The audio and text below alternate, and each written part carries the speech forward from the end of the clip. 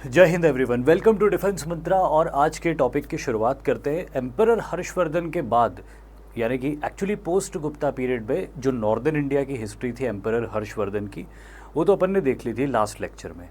अब आज अपन देखेंगे कि पोस्ट गुप्ता एज में साउथ इंडिया के अंदर क्या चल रहा था। तो ये जो टॉपिक है ना, पोस्ट गुप्ता एज का साउथ इंडिया के अंदर क्या चल रहा था, it is mainly the Pallava Chalukya conflict.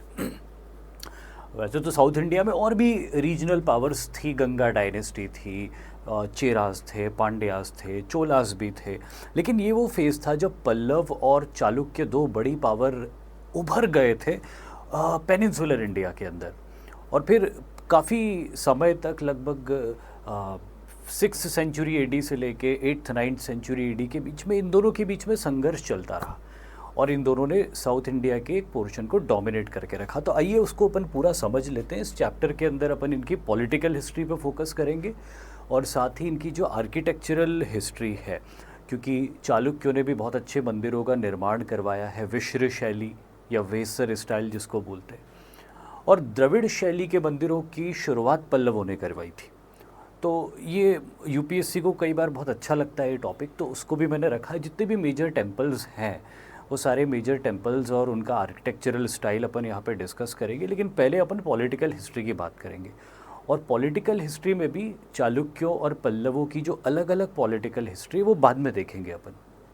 पहले एक्चुअली इनका जो मेन कॉन्फ्लिक्ट हुआ था, जिसकी वजह से ये पल्लव चालुक्य कॉन्फ्लिक्ट कहलाया चैप्टर, वो मेन कॉन्फ्लिक्ट के बारे में बात करेंगे अपन। तो चलिए पहले अपन देख लेते हैं कि this Pallava Chalukya conflict between the Pallavas of Kanchipuram, क्योंकि इनकी कैपिटल कांचीपुरम में हुआ करती थी, जो कि प्रेजेंट डे तमिलनाडु में है।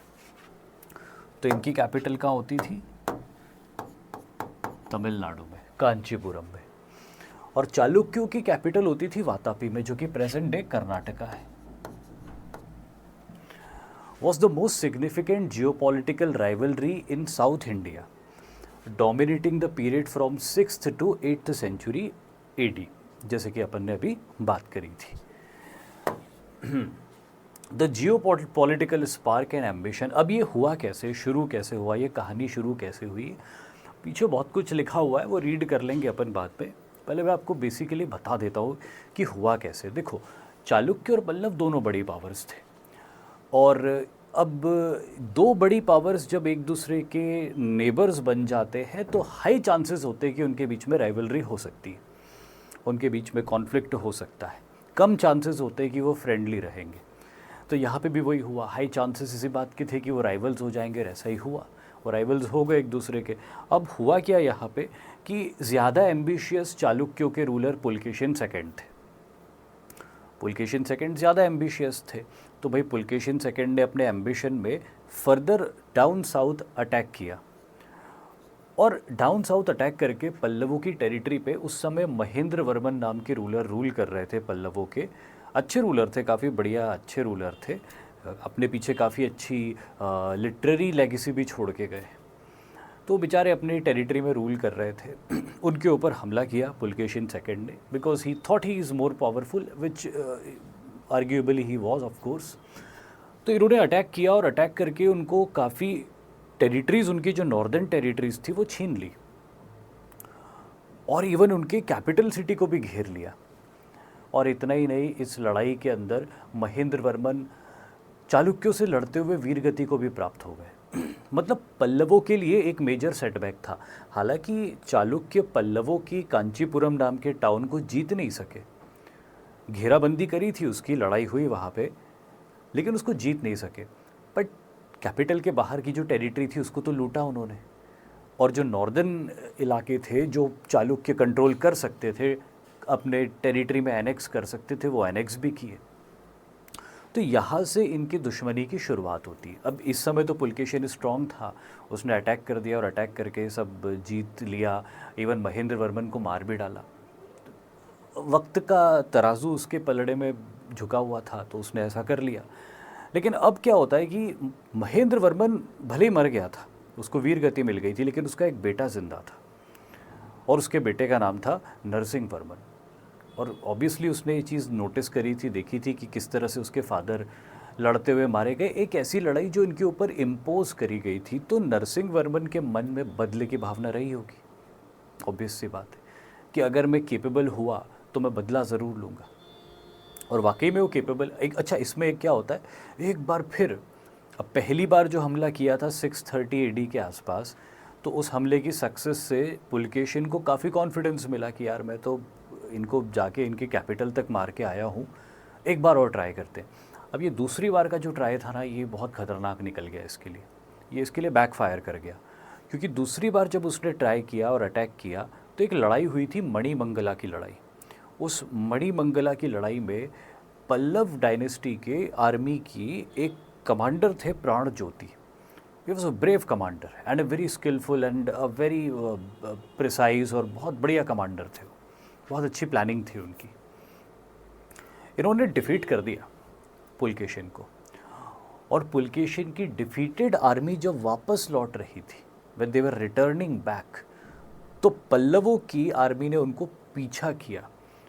और जो भी थोड़ा बहुत अगर आप समझते हो, अगर स्ट्रैटेजीज़ और टैक्टिक्स, तो आपको पता है कि एक बार अगर कोई आर्मी हार के रिट्रीट करती है ना, तो उस समय वो आर्मी सबसे ज़्यादा वल्नरेबल पोजीशन में होती है, क्योंकि आपका पीठ दुश्मन की तरफ है, आप भाग रहे हो आगे की तरफ, और दुश्मन आपको फेस करके मतलब आपके ऊपर अटैक कर रहा है, तो दुश्मन को तो आप दिख रहे हो, बट आप दुश्मन को नहीं देख पा रहे हो और आप भाग रहे हो, आपका मोरल भी डाउन हो चुका है, आप पूरी तरह से आपका फॉर्मेशंस टूट चुके हैं, बिखर चुके हैं, तो अब आप लड़ने की पोजीशन में नहीं हो।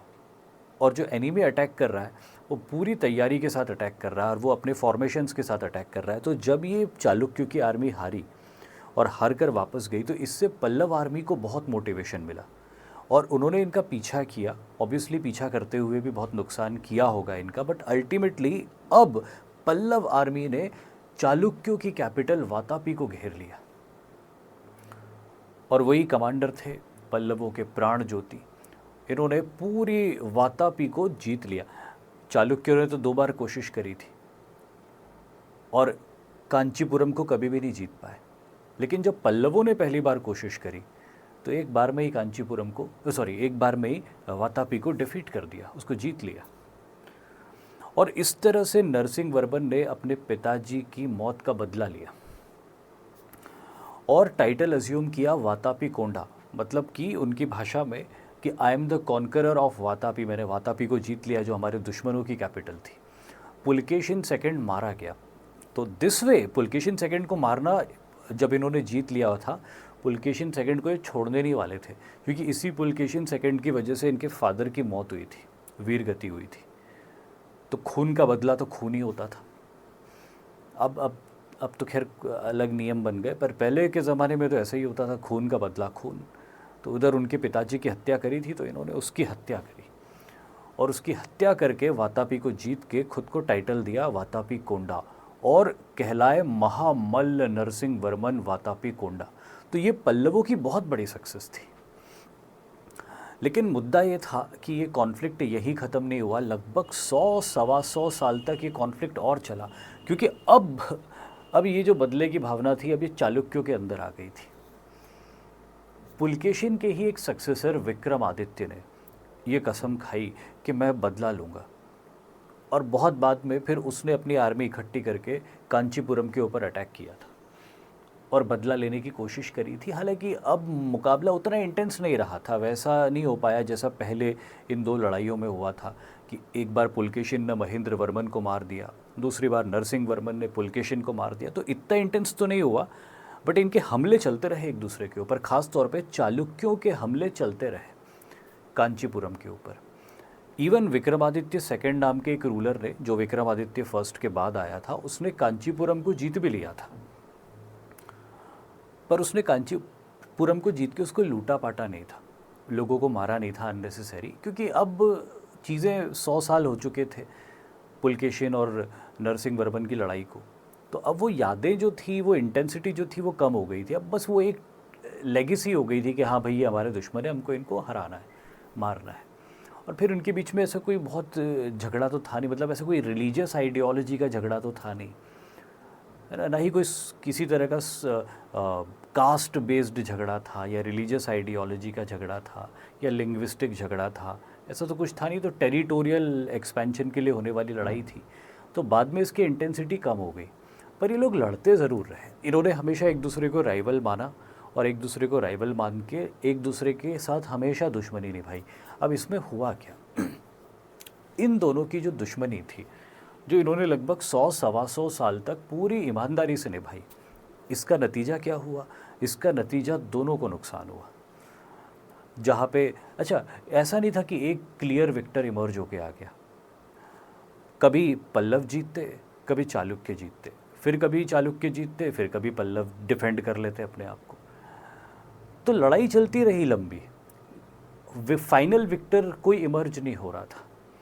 और इस लंबे वॉरफेयर के चक्कर में इनकी इकोनॉमीज कोलैप्स हो गई, क्योंकि इनका ज़्यादातर पैसा युद्ध की तैयारी या डिफेंस की, या तो आक्रमण की तैयारी या डिफेंस की तैयारी पे लगा हुआ रहता था। तो इकोनॉमिक कोलैप्स हो गया इनका। और इसी तरह की चीज़ें आज भी अपन दुनिया में देखते हैं कि अलग अलग कंट्रीज़ एक दूसरे को दुश्मन मान के एक दूसरे के साथ में लड़ाई करते हैं, लड़ाई की तैयारी करते हैं, और उसमें उनकी इकोनॉमीज़ कोलैप्स हो जाती है और फिर कोई तीसरा देश उसका फ़ायदा उठा सकता है। यहाँ पे भी यही हुआ। चालुक्य जब कमज़ोर पड़े तो राष्ट्रकूटों ने उसका फ़ायदा उठाया और वो पावरफुल हो गए। पल्लव जब कमज़ोर पड़े तो चोलों ने उसका फ़ायदा उठाया और वो पावरफुल हो गए। तो इस तरह से इनका डिक्लाइन हुआ। ये जो ख़ानदानी राइवलरी थी इनकी, ये ख़ानदानी राइवलरी इनको खा गई और इनका डिक्लाइन कॉज किया। तो ये इनकी कहानी थी, जो मैंने पूरे पल्लव चालुक्य कॉन्फ्लिक्ट की कहानी इन अ नटशेल, बट जितनी भी ज़रूरी चीज़ें थी वो सारी आपके साथ में शेयर कर दी। ठीक है, अब अपन कुछ एक और इम्पॉर्टेंट, अब इस चैप्टर में ज़्यादातर फैक्चुअल चीज़ें हैं, तो मैं एक्सप्लेन करता जाऊंगा लाइन बाय लाइन। यहाँ पे भी एक इम्पॉर्टेंट पार्ट है कि ये लड़ क्यों रहे थे। तो एक तो मैंने बोला कि टेरिटोरियल कॉन्क्वेस्ट, एक दूसरे की टेरिटरी जीतना, और इसमें एक बहुत इंपॉर्टेंट रीजन था जिसको रायचूर दोआब बोलते थे। The fertile land situated between Krishna and Tungabhadra reverse. Krishna और तुंगभद्रा नदियों के बीच में स्थित ये बहुत ही फर्टाइल ज़मीन जो थी, ये फर्टाइल ज़मीन के ऊपर हर कोई अपना कंट्रोल करना चाहता था, और एक मेजर वजह इसकी लड़ाई की ये थी। Control over this region provided immense agricultural wealth and strategic control over trade routes. दूसरी वजह ये थी कि ये इलाका जिसके कब्ज़े में है, दक्षिण भारत में होने वाले पूरे व्यापार का फ़ायदा उसको मिलेगा। कि दक्षिण भारत के व्यापारी कहीं से किधर भी व्यापार करने के लिए जाएंगे तो इस इलाके से होके जाएंगे, और अगर आप इस इलाके को कंट्रोल कर रहे हो तो आपको टैक्स मिलेगा उसका, तो आपकी इनकम अच्छी होगी, रेवेन्यू अच्छा होगा। तो इस चक्कर में इन दोनों की लड़ाई हुई थी। एक ट्रेड रूट्स थे, एक कृष्णा तुंगभद्रा की बात थी, और एक और एलिमेंट है इसमें मैं ऐड कर देता हूँ, तीसरा, और वो है ईस्टर्न कोस्टल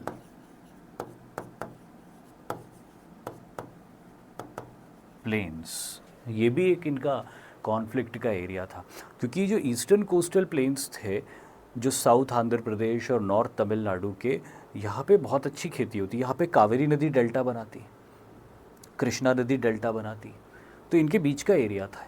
यहाँ पे भी बहुत अच्छी खेती बाड़ी होती, आपने जियोग्राफी में पढ़ा होगा या पढ़ोगे, और इस इलाके से भी अच्छा एग्रीकल्चरल रेवेन्यू जनरेट हो सकता था। तो ये 2-3 इनके एरियाज़ ऑफ कॉन्फ्लिक्ट थे, जिसके वजह से इन्होंने, और फिर जिसकी वजह से इनिशियली इनके बीच में स्ट्रगल हुआ था, और फिर बाद में वो ख़ानदानी दुश्मनी बन गई, नाक का सवाल बन गई, और फिर कई लड़ाइयाँ हुई। तो इस तरह से इनकी कहानी पूरी होती है। फिर आगे बढ़ते हैं अपन। मेजर फेजेस ऑफ कॉन्फ्लिक्ट, शायद मैं वो चीज़ बता चुका हूँ, बट वो स्लाइड्स में जो लिखी हुई है उसको अपन देख लेते हैं। The war was not continuous but occurred in waves, है ना। पहले पुलकेशिन ने अटैक किया, सक्सेसफुल हो गया, बट कांचीपुरम को जीत नहीं पाया, पर लूटपाट करके और कुछ टेरिटरी ऑक्यूपाई करके आ गया। फिर एक बार फिर उसने अटैक किया कुछ सालों बाद, 10-12 सालों बाद, इस बार हार गया और हार के आया। फिर पल्लवों ने अटैक किया और उसको हरा दिया, मार डाला। फिर कुछ समय रुक गई चीज़ें, कुछ नहीं हुआ। फिर विक्रमादित्य आया, चालुक्यों का रूलर, फिर उसने बदला लिया, है ना। तो ये वेव्स में चलता रहा लगातार। हर जनरेशन में कॉन्फ्लिक्ट नहीं हुआ, बट जो जो कर सकते थे या जिनको कोई ख़ास वजह मिली उन्होंने ज़रूर किया इसको। The initial phase saw Chalukya dominating. Their most celebrated ruler Pulkeshin II successively invaded Pallav territory. He defeated the Pallav king Mahendravarman, pushing Pallavas back towards their capital Kanchipuram. This victory is famously recorded in the Aihole Prashasti inscription. अब देखिए जब आप post Gupta period पढ़ते हैं तो उसमें एक बड़ा इंपॉर्टेंट इंस्क्रिप्शन आता है, एहोल प्रशस्ति इंस्क्रिप्शन, या सिंपली एहोल इंस्क्रिप्शन भी इसको आप बोल सकते हो। प्रशस्ति इसलिए कहा है क्योंकि इसमें पुलकेशिन सेकंड के कोर्ट पोएट रवि कीर्ति ने लिखा है और उसमें उन्होंने बड़ी उसकी प्रशंसा करी है पुलकेशिन सेकंड की, तो इसलिए इसको प्रशस्ति भी कहा गया है। तो इसके अंदर पुलकेशिन सेकंड की जितनी भी इम्पोर्टेंट मिलिट्री विक्ट्रीज थी वो सारी दर्ज है इसके अंदर ऐहोल इंस्क्रिप्शन में। तो उसी से अपने को पता चलता है कि इन्होंने कांचीपुरम की घेराबंदी करी थी और उसी लड़ाई में महेंद्रवर्मन मारे गए थे। This defeat prompted the Pallavas to seek a ferocious revenge, और इसी की वजह से पल्लवों ने बदला लेने की ठानी थी। अब आता है पल्लवा वेंजेंस, जो अब नरसिंह वर्मन फर्स्ट आते हैं। The tide turn dramatically under the Pallava ruler Narasimha Varman first, son of Mahendra Varman. बेटे ने बाप की मौत का बदला लेने की पूरी तैयारी कर ली थी, और जब पुलकेशिन ने दूसरी बार हमला किया तो मणिमंगला की लड़ाई में पहले तो उसको हराया और उसके बाद वातापी तक उसका पीछा करके उसको हराया भी और उसको मार भी डाला, और उसी के साथ उसने टाइटल अज्यूम किया वातापी कोंडा। अब ये वो फेज है जब एक्चुअली पल्लव टेरिटरी कर्नाटक तक फैल गई थी, क्योंकि कर्नाटक में थी इनकी कैपिटल वातापी। तो अब वातापी तक इन्होंने जीत लिया पल्लवों ने, मतलब इनकी टेरिटरी कहाँ तक फैल गई, कर्नाटक तक फैल गई। तो ये पल्लवों का प्राइम टाइम था। इस समय पल्लवों ने जितनी टेरिटरी ऑक्यूपाई करी थी ये इनके एम्पायर का मैक्सिमम एक्सटेंशन हो गया था। Following the death of Narasimha Varman one, the conflict became a destructive cycle of revenge, और फिर बदले का सिलसिला शुरू हो गया। फिर एक चालुक्य रूलर आता विक्रमादित्य, जो सक्सेसफुली चालुक्य पावर को रिस्टोर करता है, उसको पुनर्स्थापित करता है, and retaliated by invading and briefly occupying Kanchipuram, और कुछ समय के लिए कांचीपुरम की फिर घेराबंदी करता है, फिर उस इलाके में लूटपाट करके आता है। बाद में एक और आता है successor Vikramaditya two, invaded again, ये कांची इन्वेड करता है, कई बार इन्वेड करता है, और इस समय जो रूलर पल्लवों का रूलर था वो नंदी वर्मन सेकेंड था, जो उसके हमलों को झेल रहा होता है, और विक्रमादित्य बहुत ही इंटेंसिटी से हमले करके उसको नुकसान पहुंचा रहा होता है। तो अभी राइवलरी चल रही लगातार इनकी। और इस नक्शे में आप देख सकते हो कि इनिशियल सिचुएशन दोनों की अपनी अपनी टेरिटरीज थी, और लड़ाई जो होती थी मेनली, तो एक तो ये आ गया आपका कृष्णा तुंगभद्रा दोआब वाला एरिया, और एक ये आ गए ईस्टर्न कोस्टल प्लेन वाले एरियाज। तो इसके लिए लड़ाई चलती थी, पर सिचुएशन ऐसी स्टेटस क्वो जैसी थी। फिर उसके बाद एक ऐसा समय आया जब पल्लवों ने पुलकेशिन सेकंड की लीडरशिप में चालुक्यों ने पुलकेशिन सेकंड की लीडर में पल्लवों को ऑलमोस्ट पूरा पुश बैक कर दिया था, और कांचीपुरम और northern territories of Pallavas capture कर ली थी। कांचीपुरम को ब्रीफली कैप्चर किया था या उसको घेराबंदी करी थी, पर नॉर्दर्न टेरिटरीज पल्लवास की जा चुकी थी। लेकिन फिर नरसिंह वर्मन आते, और नरसिंह वर्मन अपनी टेरिटरी पुलकेशिन को डिफीट करके वापस वातापी तक ले गए। और जैसे कि मैंने अभी थोड़ी देर पहले बताया था कि पल्लवों का मैक्सिमम एक्सपेंशन इसी फेज़ में हुआ था, ठीक है। और उसके बाद में फिर विक्रमादित्य 1 और 2 के दौर में भी चालुक्य हावी थे। पल्लव हालांकि अपनी टेरिटरी को डिफेंड करने में सक्षम हो गए थे, बट फिर भी आप देख सकते हो यहाँ पे कि चालुक्यों ने पल्लवों की नॉर्दर्न टेरिटरी को कैप्चर कर लिया था, और यहाँ पे एक ईस्टर्न चालुक्य डायनेस्टी भी बन गई थी, जिसके बारे में अपन आगे बात करेंगे। तो ये भी चालुक्यों के वंश से ही निकली हुई डायनेस्टी थी, उन्हीं के एक ऑफशूट्स थे, तो ऑब्वियसली उनके नेचुरल एलाइज थे। तो ये भी पल्लवों के लिए एक थ्रेट बन गए थे। तो पल्लवों की पोजीशन कमज़ोर हो गई थी as a paramount power in their region. लेकिन इस प्रोसेस में चालुक्यों को भी बहुत नुकसान हुआ था। बार बार की इस लड़ाई से उनकी इकोनॉमी हर्ट हुई थी, और फिर आगे केपेबल रूलर्स नहीं आते हैं या कोई रेबेलियन कर देता है आपकी टेरिटरी के, आपके एडमिनिस्ट्रेशन या आपकी आर्मी के अंदर से, तो फिर उसको रोकना बहुत मुश्किल हो जाता है। तो ये प्रॉब्लम चालुक्यों को हुई थी। तो इस तरह से मैप्स चेंज होते रहे थे, बट जो नक्शे जनरली आप देखोगे पल्लव और चालुक्य दोनों पावर्स जब बैलेंस में थी तो आपको हमेशा यही नक्शा दिखाई देगा। चलिए अब आगे बढ़ के देखते हैं अपन कि cultural synthesis and final outcome, इसका नतीजा क्या हुआ। Despite the continuous warfare both dynasties were great patron of art and architecture often influencing each other. अब यहाँ पे एक बड़ी इंटरेस्टिंग बात है, और मैं हमेशा ये कहता हूँ कि जब भी वॉरफेयर होता है तो वॉरफेयर कुछ समय के लिए होता है। वर्ल्ड वॉर्स वगैरह हमने देखे तो 6 साल के लिए हुए या 4 साल के लिए हुए, बट फिर भी अगर आप ह्यूमन हिस्ट्री में देखो तो वॉर या बैटल एक दिन का होगा या एक महीने का होगा या कुछ सालों का होगा, लेकिन ज़्यादातर जो आपका ह्यूमन हिस्ट्री है वो बिना वॉरफेयर के चलता है। मतलब उसमें वॉरफेयर नहीं होता, रोज़ रोज़ तो होता नहीं ना वॉर, वो तो एक बार लड़ाई होती है, फिर उससे कोई फ़ैसला होता है और फिर उस फैसले के बाद उसके हिसाब से दुनिया आगे फिर चलती है, नया नियम बनते हैं, नए देश बनते हैं और फिर उसके हिसाब से दुनिया चलती है। फिर कुछ साल बाद झगड़े होते हैं, फिर एक लड़ाई होगी, फिर कुछ नया क्रिएशन होगा, फिर उस नए क्रिएशन के हिसाब से चीज़ें चलती रहेगी और ये सिलसिला चलता आया है, चलता रहेगा।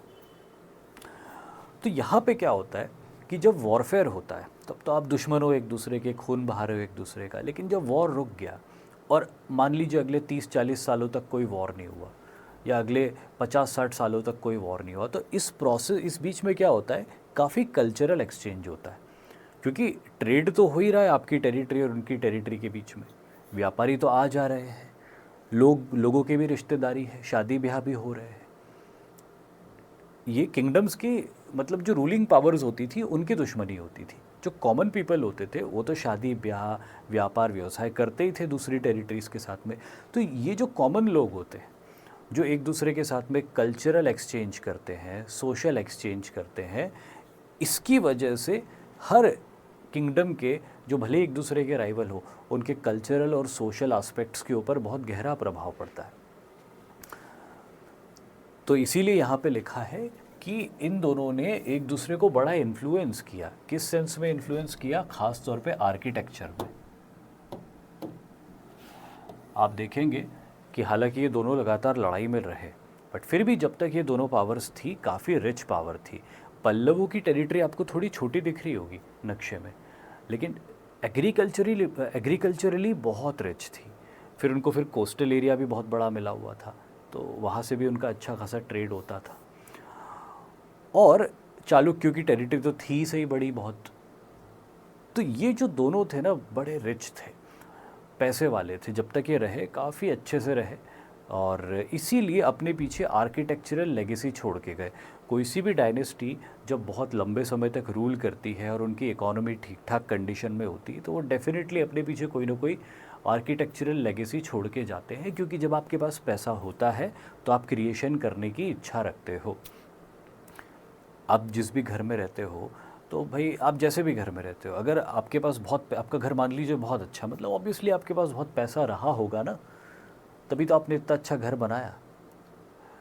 और हो सकता है कि आपके पास जब पैसा आ जाए तो आप बहुत अच्छा घर बनाना चाहो, ज़्यादातर लोग चाहते हैं, है ना।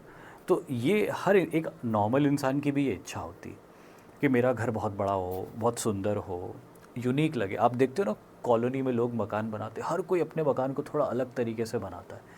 यार इसमें ये कर्व दे देना, इसमें ये पिलर्स दे देना, इसमें कलर ऐसा कर देना, उसमें वॉल का टेक्सचर अलग कर देना। हर कोई चाहता है कि मेरा मकान यूनिक दिखे।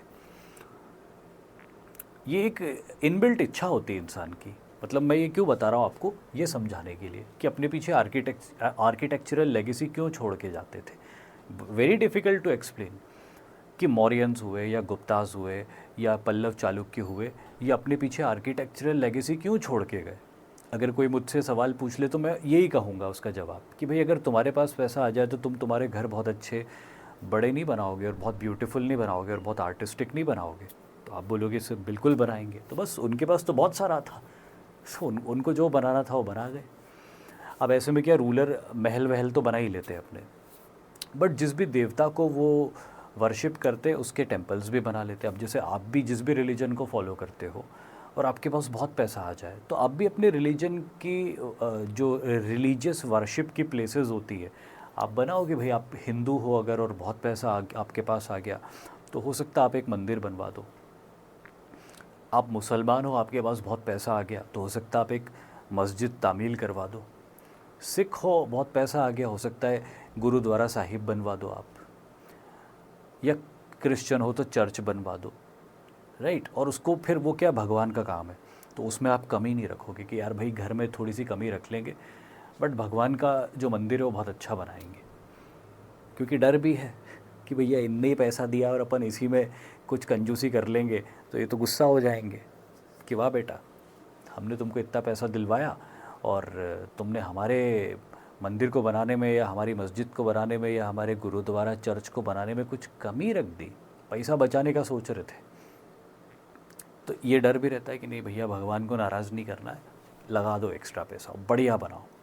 और दूसरा, कई बार कुछ ऐसे रूलर्स होते थे जो बहुत भक्त होते थे भगवान के कि नहीं यार मेरे लिए तो भगवान ही सब कुछ है, तो उनका मंदिर तो ऐसा बनना चाहिए जैसा दुनिया में कुछ नहीं हो। तो इसीलिए आर्किटेक्चरल लेगेसीज फिर क्रिएट होती थी और वो आज हमको देखने को मिलती है। The weekend state of Chalukya allowed the rise of Rashtrakuta. अब देखो ये दोनों की जो लड़ाई हुई इसमें जो दोनों का लॉसेस हुए तो उसका क्या नतीजा निकला, एक तरफ राष्ट्रकूटों का राइज हो गया, चालुक्यों के फ्यूडेटरीज हुआ करते थे राष्ट्रकूट्स, और राष्ट्रकूटों का राइज हुआ इनके कमज़ोर होने से और आगे चल के राष्ट्रकूट एक बड़ी पावर बन गए।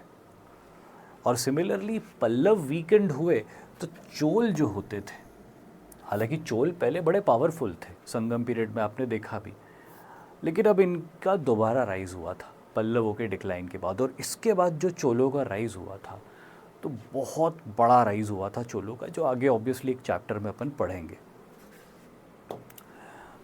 चालुक्य डायनेस्टी के बारे में अपन बात कर लेते हैं कि चालुक्य डायनेस्टी के कितने मेजर रूलर्स थे और उनके क्या अचीवमेंट्स है। हालांकि इस चैप्टर में ज़्यादा इम्पॉर्टेंट पुलकेशिन सेकंड है, नरसिंह वर्मन है ना, और एक दो रूलर्स और हैं जो मैं बता दूंगा कि हाँ ये इम्पॉर्टेंट है। बट फिर भी मैंने यहाँ पे जितने भी मेजर रूलर्स थे हर किसी को रखा है, जो इतने इम्पॉर्टेंट नहीं भी लगे मुझे तो भी मैंने रख दिया कि एक स्टोरी, एक कंटिन्यूटी जो है वो बनी हुई रहे। तो मैं बता दूंगा कौन इम्पॉर्टेंट नहीं है, आप उसको स्किप भी कर सकते हो, जो इम्पॉर्टेंट है उसको आपको नोट करना ही है। और अगर जो इम्पॉर्टेंट नहीं है तो मैं ये सजेस्ट करूँगा कि आप उसको स्किप मत करो, उल्टा उसको कम पॉइंट्स में लिख लो।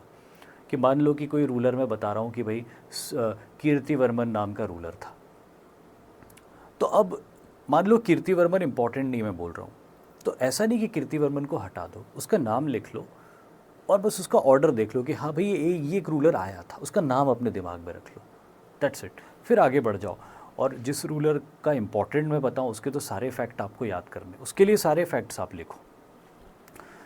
चलिए इसमें आगे की लाइंस में लिखा हुआ है कि they are primarily divided in, चालुक्यों की बात हो रही, they are primarily divided into 3 distinct though related branches. जब भी आप किताब पढ़ोगे या कभी हो सकता है कोई आपने लेक्चर देखा हो कहीं पे, तो उसमें आप देखोगे कि चालुक्यों की 3 ब्रांचेस की बात होती। बादामी के चालुक्य जिन्हें वातापी के चालुक्य भी बोलते हैं, उसके अलावा वेंगी के चालुक्य जिन्हें ईस्टर्न चालुक्य भी बोलते हैं, और फिर आप देखोगे कल्याणी के चालुक्य जिन्हें वेस्टर्न चालुक्य भी बोलते हैं। तो एक्चुअली हम किस चालुक्य के बारे में पढ़ रहे हैं? ये जो पुलकेशिन सेकंड की हमने बात करी, ये कौन से चालुक्य थे? तो ये वातापी के चालुक्य थे। जो मेजर और सबसे बड़े चालुक्य थे, जो ओरिजिनल चालुक्य थे, वो तो वातापी के ही चालुक्य थे। लेकिन जब पुलकेशिन सेकंड की हार हुई थी तो उनसे उस समय तो सबको लगा कि यार पुलकेशिन सेकंड मर गया, इनकी इतनी बुरी हार हुई, वातापी हाथ से निकल गया, तो अब तो ये गए, ठाकुर तो गए। लेकिन नहीं, ठाकुर के घर में एक और ठाकुर पैदा हुआ, विक्रमादित्य, और उसने वातापी को दोबारा जीता। पर जितने समय के लिए सबको ये लगा था कि ठाकुर तो गियो, तो उतने समय के लिए इन चालुक्यों से अलग होकर इन्हीं के कुछ रिलेटिव्स ने वेंगी में अपनी नई कैपिटल इस्टेब्लिश करके अपना इंडिपेंडेंट किंगडम इस्टेब्लिश कर लिया था, पर निकले तो वो इन्हीं से थे, तो इसलिए उनको बोलते हैं वेंगी के चालुक्य। और बहुत बाद में जब चालुक्य और कमज़ोर हो गए थे लेटर ऑन, तब उनकी एक शाखा निकल के वेस्ट की तरफ कल्याणी में रूल करती है, तो वो बहुत बाद में आए थे, तो इन्हें बोलते हैं वेस्टर्न चालुक्य। तो ओरिजिनली जो अपन पढ़ेंगे ना, वो इन्हीं के बारे में पढ़ेंगे। इनके बारे में तो सिर्फ बताऊंगा मैं आपको कि हाँ भाई ये थे, ये भी एग्जिस्ट करते थे, बट ऐसा कोई बहुत मेजर रोल नहीं था इनका। पर जो मेन चालुक्य ब्रांच थी वो वातापी के चालुक्य थे। आई होप आपको समझ में आया होगा। ठीक है, वातापी चालुक्य, इसको बादामी भी बोलते हैं, वातापी भी बोलते हैं, मॉडर्न नेम बादामी है। पहले ओरिजिनली जो इनकी कैपिटल थी वो तो वातापी के नाम से जानी जाती थी। फाउंडर कौन था इनका? तो भैया फाउंडर इनके पुलकेशिन फर्स्ट को माना जाता है, और इन्होंने ही वातापी में कैपिटल इस्टेब्लिश करी थी जो प्रेजेंट डे कर्नाटका में है। They mark the beginning of large empire in Deccan. ठीक है, तारीफ वारीफ चल रही है। Their power was ultimately eclipsed by the Rashtrakuta around, ये भी अपन ने देख लिया। ईस्टर्न चालुक्यों के बारे में इतना इम्पोर्टेंट नहीं है, आप चाहो तो स्किप कर सकते हो, but what is more important कि जो मैंने यहाँ बताया इनके बीच में डिफरेंस, ये डिफरेंस याद रहे आपको। फिर भी अपन पढ़ लेते हैं कि जिस इंडिविजुअल ने ईस्टर्न चालुक्य वेंगी में अपनी कैपिटल इस्टेब्लिश करी थी वो कुब्ज विष्णुवर्धन था, जो पुलकेशिन का ही भाई था, और पुलकेशिन के हारने के बाद निराश होके और पल्लवों से थोड़ा दूरी बनाते हुए वेंगी तक चला गया था और वहाँ अपनी किंगडम को इस्टेब्लिश किया था, जो कि प्रेजेंट डे आंध्रा रीजन में है। They maintained an independent kingdom that often played a secondary role to major Deccan power. फिर ये एक पैरामाउंट पावर नहीं रह गए, मतलब जो ईस्टर्न चालुक्य थे एक किंगडम था, लेकिन कभी भी ये पैरामाउंट पावर नहीं बन पाए, क्योंकि हमेशा ये किसी बड़ी पावर के बगल में ही खड़े नज़र आए। वातापी के चालुक्यों के ज़्यादातर ये बगल में खड़े नज़र आए। और वेस्टर्न चालुक्य के फाउंडर तैलप थे, जो राष्ट्रकूटों से अलग होके, मतलब आप देखो कि राष्ट्रकूट खुद चालुक्यों के बहुत बाद में आए थे, और ये राष्ट्रकूटों के बहुत भी बाद में आए थे। तब आप समझ सकते हो कि ये बहुत बाद की ब्रांच है वेस्टर्न चालुक्य। इनका एक्चुअल उन चालुक्यों से डायरेक्टली कोई लेना देना ही नहीं है जिनके बारे में अपन पढ़ेंगे, बट क्योंकि नाम वैसा ही है उनका, ओरिजिन उनका उनसे ही है, इसलिए इस चैप्टर में उनको रखना पड़ा ताकि कन्फ्यूजन यहीं दूर हो। दे ruled from Kalyani and engaged in continuous warfare with Chola dynasty. अब अपन वातापी के चालुक्य, क्योंकि मैंने बोला कि अपने को पढ़ना एक्चुअली वातापी के चालुक्यों के बारे में ही है इस चैप्टर में, तो उनको देख लेते हैं कि वहाँ कौन कौन से मेजर रूलर्स आए थे और क्या इनका कंट्रीब्यूशन रहा था। तो कैपिटल वगैरह सब अपने को पता चल चुकी है। ये लोग अश्वमेघ यज्ञ करते थे, जिससे पता चलता है कि ये वैदिक रिलीजन को फॉलो करते थे। और जो टाइटल्स ये अज्यूम करते थे, श्री पृथ्वी वल्लभ जैसा टाइटल अज्यूम करते थे ये, और राज सिम्हा, ये दो टाइटल ये अज्यूम करते थे। ज़्यादातर इनके रूलर्स में श्री पृथ्वी वल्लभ, राज सिम्हा जैसे टाइटल्स हैं। कीर्तिवर्मन पहला ऐसा रूलर था जिसने चालुक्य डायनेस्टी को कंसोलिडेट करना शुरू किया था। पुलकेशिन सेकंड के बेटे थे, और इन्होंने श्री पृथ्वी वल्लभ टाइटल अज्यूम किया था सबसे पहले, और किंगडम को महाराष्ट्र की तरफ एक्सपैंड किया था कदम्बों को डिफीट करके, और भी कई लोगों को डिफीट करके इन्होंने महाराष्ट्र और नॉर्दर्न कर्नाटक की टेरिटरी में अपना डोमिनेंस सेटअप किया था। तो यहाँ से चालुक्यों की एक्सपेंशन की और इनकी ग्रेटनेस की शुरुआत होती। फिर इनके बाद आए थे मंगलेश, जो कि एक रीजेंट रूलर थे। कीर्तिवर्मन की डेथ थोड़ी जल्दी हो गई थी उनके, या यूँ कहूँ कि कीर्तिवर्मन की जब डेथ हुई थी तो उनका सक्सेसर जो था एलारा, वो काफ़ी छोटा था और रूल नहीं कर सकता था, तो उसका रीजेंट बन के उसके काका, उसके अंकल और कीर्तिवर्मन के भाई मंगलेश रूलर बन जाते हैं। तो मंगलेश एक्चुअली क्या थे? एक रीजेंट थे, एक्चुअल रूलर नहीं थे। बट जब मंगलेश रूलर बन जाते, अच्छा मंगलेश ने एज ए रीजेंट रूलर भी काफ़ी एक्सपेंशन किया, काफ़ी उसने अच्छा काम किया, लेकिन over the period of time Mangalesh को ये लगने लगा कि ये थ्रोन मेरी ही है, और अब जो लड़का था एलारा, वो जब धीरे धीरे बड़ा हुआ तो उसने बोला कि ये तो थ्रोन तो मेरी है, आप तो रीजेंट थे। भारत में जो प्राइमोजेनिचर का रूल होता था कि जिसमें एक राजा की डेथ के बाद उसका बड़ा बेटा उसको सक्सीड करता था, तो वही हवाला देते हुए इन्होंने एलारा ने कहा कि भाई मेरी थ्रोन है ये, आप हटो काका यहाँ से। अब काका को थ्रोन जम गई थी, काका ने बोला अब तुम छोड़ने में मज़ा नहीं आएगा। तो इनके बीच में कॉन्फ्लिक्ट हुआ और इसी कॉन्फ्लिक्ट में इनके नेफ्यू, जो इनके भतीजे थे, उन्होंने इनकी हत्या करी और अपनी थ्रोन को कैप्चर किया। यही जो एलारा थे, ये पुलकेशिन सेकंड के टाइटल के साथ में थ्रोन पे बैठे थे। तो पुलकेशिन सेकंड आते हैं जो एक्चुअली चालुक्यों का ग्रेटेस्ट फेज़ है। चालुक्यों का, या यूँ तो नहीं कहूँगा ग्रेटेस्ट फेज़ है, क्योंकि विक्रमादित्य के दौर में भी चालुक्यों की बड़ी पावर थी, बट फिर भी इस समय जो डोमिनेंट सेटअप किया था चालुक्यों ने, पल्लवों को भी हराया था और उत्तर में हर्षवर्धन को भी हराया था। तो ये जो ग्लोरी थी, ये ग्लोरी सिर्फ पुलकेशिन के पास ही रही कि उत्तर के शक्तिशाली सम्राट हर्षवर्धन को भी हराया और दक्षिण के शक्तिशाली महेंद्र वर्मन को भी हराया। तो ये पुलकेशिन सेकंड था, जिसको दक्षिणापथपति या दक्षिण पथेश्वरा भी कहा गया है, लॉर्ड ऑफ द साउथ। या पथेश्वरा का मतलब होता है जितने भी ट्रेड रूट्स होते थे, वो पथ रास्ते होते थे, रास्तों पे लोग चल के क्या करते थे, व्यापार व्यवसाय करते थे ज़्यादातर। तो ये जो जितने भी रास्ते होते थे, ये मैंने शायद पहले भी ये चीज़ बताई कि नहीं बताई, लेकिन मैं अगेन बताता हूँ। इंडिया में जितने भी रूलर्स हैं पुराने ज़माने में, एंशिएंट टाइम्स में, उनके नाम के साथ हमेशा ये जुड़ा हुआ दिखेगा आपको। दक्षिणापथेश्वरा या उत्तरापथेश्वरा, हर्षवर्धन के लिए टर्म यूज़ करी गई है। शाकल उत्तर पथेश्वरा, इनके लिए टर्म यूज़ करी गई है दक्षिणापथेश्वरा। तो ये पथेश्वरा का मतलब ऐसा भी तो बोल सकते थे दक्षिणपति, इसको ऐसा भी तो बोल सकते थे कि दक्षिणपति। ऐसा क्यों बोलते थे दक्षिणापथेश्वरा? ये इवन अपन ने सातवाहनों में भी देखा था कि सातकर्णी फर्स्ट को कहा गया था दक्षिणापथपति, दक्षिणापथपति। हर्षवर्धन के लिए कहा जा रहा है शाकल उत्तर पथेश्वरा। तो पथों का इंपॉर्टेंस क्या था? उत्तरपति बोल सकते हैं, दक्षिणपति बोल सकते हैं, पथपति क्यों बोल रहे हैं?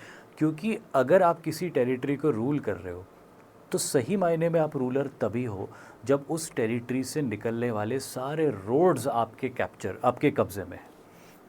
या कब्जा नहीं कहूँगा, कंट्रोल कहूँगा, कंट्रोल में है। क्योंकि जितना भी ट्रेड होता है और जो भी एक्टिविटीज़ होती वो उन रोड्स के ऊपर या उन रास्तों के ऊपर ही होती। तो गवर्नमेंट सही में इन कंट्रोल तभी है जब वो कि अपने देश के रास्तों को अपने कंट्रोल में रखती है। सारे टैक्सेस पुराने ज़माने में देखो तो व्यापार सारा इन रास्तों से होता था और वहीं से बहुत सारे टैक्सेस आते थे। अगर आपको किसी दूसरी टेरिटरी पे हमला करना है तो उन्हीं रास्तों से आगे बढ़ना पड़ेगा, और अगर आपको दुश्मन को अपनी टेरिटरी में आने से रोकना है तो इन्हीं रास्तों पे रोकना पड़ेगा। तो इसीलिए रास्तों यानी कि पथों के ऊपर आपका नियंत्रण है, तभी आप सही मायने में राजा हो, और इसीलिए इस तरह के टाइटल्स यूज़ किए जाते थे। चलिए, और क्या लिखा है आगे? बहुत कुछ लिखा है।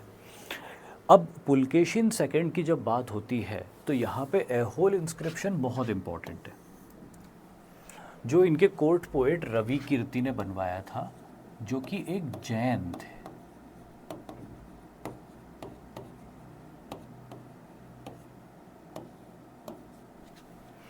रवि कीर्ति एक जैन स्कॉलर थे और साथ ही पुलकेशिन सेकंड के एक दरबारी भी थे, दरबारी कवि भी थे। तो उन्होंने एहोल इंस्क्रिप्शन, एक जैन टेम्पल है, आगे मैं फ़ोटो भी दिखाऊंगा उसका आपको, उसी की एक दीवार पे एहोल इंस्क्रिप्शन है। एहोल इंस्क्रिप्शन इसलिए बोलते हैं क्योंकि जो जगह है उसका नाम एहोल है। जितने भी इंस्क्रिप्शंस के आगे जो वर्ड होता है वो उसकी जगह के नाम पे होता है ना। जैसे एहोल इंस्क्रिप्शन है तो एहोल नाम की जगह पे मिला है, इसलिए एहोल इंस्क्रिप्शन है। ठीक है, अगर ग्वालियर इंस्क्रिप्शन होगा मतलब वो ग्वालियर से मिला है। इलाहाबाद इंस्क्रिप्शन होगा मतलब वो प्रयाग से मिला है। तो हर इंस्क्रिप्शन अपनी जगह के नाम से जाना जाता है। तो ये ऐहोल नाम की जगह से मिला है, जो कि ऑब्वियसली कर्नाटक में है, क्योंकि इनकी टेरिटरी का जो कोर एरिया था वो कर्नाटका ही था। और इसमें इनकी तारीफ़ करी गई है और कहा गया है कि इन्होंने 2 बड़ी विक्ट्रीज़ अचीव करी थी, जो मैंने बता दी थी आपको। एक बार एम्परर हर्षवर्धन को डिफीट किया था और दूसरी बार पल्लव राजा महेंद्र वर्मन को डिफीट किया था। इनफैक्ट ये पहले हुआ था, अगर क्रोनोलॉजिकली आप देखो तो पहले महेंद्र वर्मन को डिफीट किया था और बाद में हर्षवर्धन को डिफीट किया था। बट हाँ, ये दोनों बड़ी विक्ट्रीज़ थी जो इनके बारे में लिखी हुई है। और भी बहुत कुछ है इसमें, बट आपकी एग्ज़ाम पॉइंट ऑफ व्यू से ये 2 फैक्ट इंपॉर्टेंट है। इसी के साथ हमें पता चलता है कि he maintain diplomatic relations with the Persian king Khusro second. Persia के रूलर खुसरो सेकेंड से इनके डिप्लोमेटिक रिलेशन थे। और a famous mural at Ajanta cave, that is the cave number 1, is believed by some to depict the reception of a Persian embassy. कुछ लोग बोलते हैं कि जो अजंता की केव थी, उस केव में इन्होंने एक पेंटिंग बनवाई थी। जब एक पर्शियन एम्बेसी इनके पास आई थी और उन्होंने उसको रिसीव किया था, तो वो इनके लिए बड़ा एक इम्पॉर्टेंट इवेंट था। तो वो इम्पॉर्टेंट इवेंट को इन्होंने अपनी टेरिटरी में आने वाली कुछ प्राचीन गुफाओं की दीवार पर म्यूरल में कलरफुली पेंट करवाया था। तो ये बात यहाँ पे लिखी हुई है और इससे इनको लोगों को ये लगता है कि पर्शियंस के साथ में इनके अच्छे रिलेशंस रहे होंगे, या डिप्लोमेटिक रिलेशंस या ट्रेड रिलेशंस रहे होंगे। हालांकि इनके बाद में फिर ईस्टर्न गंगा डायनेस्टी बन गई थी इनके हार के बाद में, और इनकी हार के बारे में काफ़ी बात अपन ने कर ही ली है, तो बार बार ज़रूरत नहीं है। फिर विक्रमादित्य वन आते हैं। विक्रमादित्य वन जो होते हैं 655 से 680 एडी के बीच में रूल करते हैं, और इन्होंने चालुक्यों की खोई हुई ग्लोरी को दोबारा इस्टेब्लिश किया था। पहले इन्होंने आंध्रा के रीजन में अपनी टेरिटरीज़ को कंसोलिडेट किया, अपनी आर्मी इकट्ठी करी, और फिर इन्होंने जो है पल्लवों को पहले वातापी से खदेड़ा। पहले तो वातापी जो इनकी कैपिटल थी उसको रिकैप्चर किया इन्होंने, और उसके बाद इन्होंने कांचीपुरम के ऊपर भी अटैक किया। Captured the Pallava capital Kanchipuram in 668 AD. Later Pallava king Parameshwara Varman manage to push back the Chalukyas. फिर पल्लव रूलर्स ने भी कोशिश करी और इनको थोड़ा पीछे धकेला। अब इसमें जो इम्पॉर्टेंट चीज़ है ना, वो देखो क्या है। अब देखो किसकी बात हो रही है, विक्रमादित्य वन की बात हो रही है। अब वो जब पल्लव टेरिटरी के ऊपर अटैक कर रहा है, तो पल्लव रूलर कौन है यहाँ पे, परमेश्वर वर्मन। अब इस तरह के क्वेश्चन आ सकते हैं कि ऑप्शन दे दिया एक पुलकेशिन, एक ऑप्शन दे दिया विक्रमादित्य वन, एक ऑप्शन दे दिया विक्रमादित्य टू, और सामने ऑप्शन दे दिया महेंद्र वर्मन या नरसिंह वर्मन या परमेश्वर वर्मन या नंदी वर्मन। अब आप वो बोलेंगे कि मैच करो कि कौन किसका कंटेम्परेरी था। तो ये मैंने इसीलिए इतनी स्लाइड्स रखी ताकि मैं ये सारी चीज़ें आपको बता सकूं, क्योंकि कभी ऐसा क्वेश्चन आ गया और आपने नहीं पढ़ा अगर कि यार हमने तो पल्लव पुलकेशिन सेकंड के बारे में पढ़ा था, हमने नरसिंह वर्मन पढ़ लिया था, महेंद्र वर्मन पढ़ लिया था, ऐहोल इंस्क्रिप्शन पढ़ ली थी और इनके टेम्पल्स पढ़ लिए थे, पर क्वेश्चन उन्होंने क्या पूछ लिया, कुछ बाद के रूलर्स का पूछ लिया और डिटेल में नहीं गए, सिर्फ इतना पूछा कि बस बता दो कि कौन किसका कंटेम्परेरी था। तो इसीलिए मैं यहाँ पे आपको ये हाईलाइट करता जाऊँगा, या आप भी नोट करते जाना कि विक्रमादित्य वन जब आया था तो उसका पैरेलल या उसका कंटेम्परेरी पल्लव रूलर कौन था, ताकि अपने को अगर ये क्वेश्चन इस टाइप का कोई आ जाए तो अपन उसको मार्क कर सके। ठीक है, विक्रमादित्य ने टाइटल अज्यूम किया था, हालांकि ये इंपॉर्टेंट नहीं है ना, ये जो आखिरी लाइन लिखी है, ठीक है, आप एक्स्ट्रा, आप चाहो एक एक्स्ट्रा फैक्ट मेरे को मिल जाए और आपकी इतनी कैपेसिटी हो कि आप होल्ड कर सको उसको, तो कर लो hold, but this is not important कि इसका टाइटल क्या था। पल्लव चालुक्य कॉन्फ्लिक्ट में आपकी एग्ज़ाम में इतना डीप में कोई नहीं जाएगा, फिर भी जो इम्पोर्टेंट है वो ये मैंने बता दिया कि भाई विक्रमादित्य किसका पैरेलल था पल्लवों में, परमेश्वर वर्मन का। तो ये इस तरह की छोटी छोटी चीज़ें वो पूछ लेते हैं और याद रखना आप। और इनके लास्ट रूलर थे Kirtivarman second, defeated by his feudatory Dantidurga, और उसके बाद राष्ट्रकूटों का रूल शुरू हो गया था, जो ऑब्वियसली अपन अगले चैप्टर में देखेंगे। तो ये इनका बहुत संक्षिप्त इतिहास था कि इस तरह से डायनेस्टी चली थी। फिर आता है Aihole inscription. Aihole inscription important है, तो मैंने एक और स्लाइड रखी उसके बारे में कि और अपने को कुछ वहाँ पे कुछ मिस हो गया हो ऐहोल इंस्क्रिप्शन का, तो यहाँ अपन देख लें। किसके पैटर्नेज में बनी थी ऐहोल इंस्क्रिप्शन? पुलकेशिन सेकंड के। कौन सी डायनेस्टी का था? वातापी के चालुक्य। किसने बनवाई थी? रवि कीर्ति ने। कौन था? एक जैन स्कॉलर।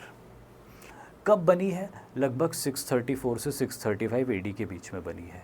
लोकेशन क्या है? मेगुती जैन टेम्पल ऐहोल। ये है वो जैन टेम्पल जिसकी दीवार की इस हिस्से पे ये पूरी इंस्क्रिप्शन लिखी हुई है, जो आप देख सकते हो, आपको दिख रही होगी।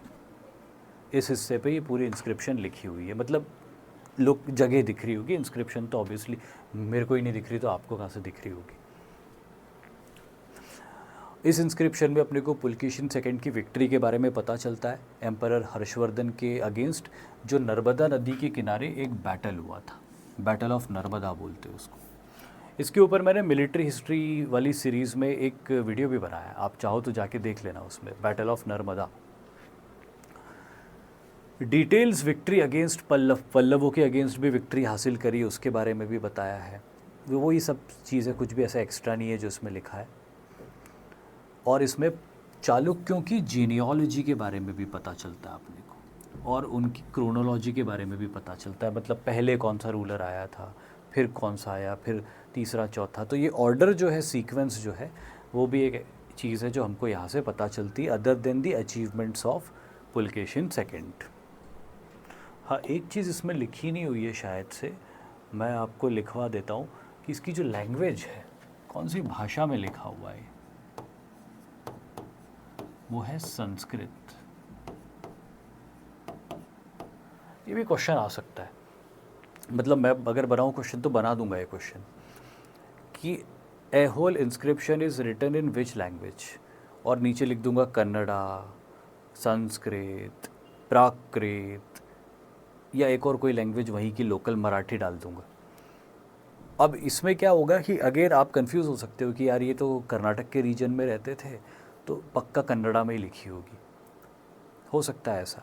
या फिर आप ये सोचो कि नहीं यार, उस ज़माने में ना प्राकृत भाषाओं में सारी इंस्क्रिप्शंस मिलती थी, तो ये भी प्राकृत में ही होगी, बट एक्चुअली ये संस्कृत में लिखी गई इंस्क्रिप्शन है। तो ये भी एक इम्पॉर्टेंट फैक्ट है जो आप ध्यान रख लीजिएगा इसके बारे में।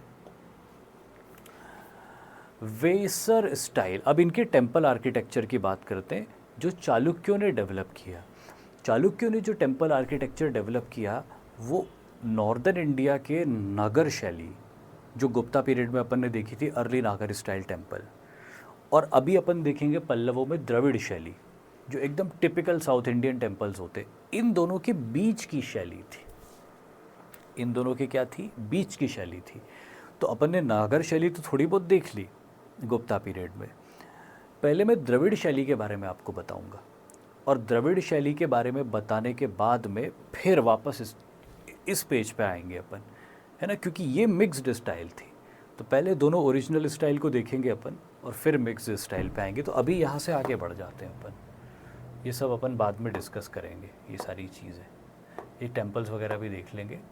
अब सीधे पहले पल्लवों की बात कर लेते हैं, और पल्लवों की बात करते हुए इनके टेम्पल्स को देख लेंगे जो ओरिजिनल द्रविड़ शैली है, और वो देखने के बाद फिर मिक्स्ड स्टाइल को डिस्कस करेंगे अपन।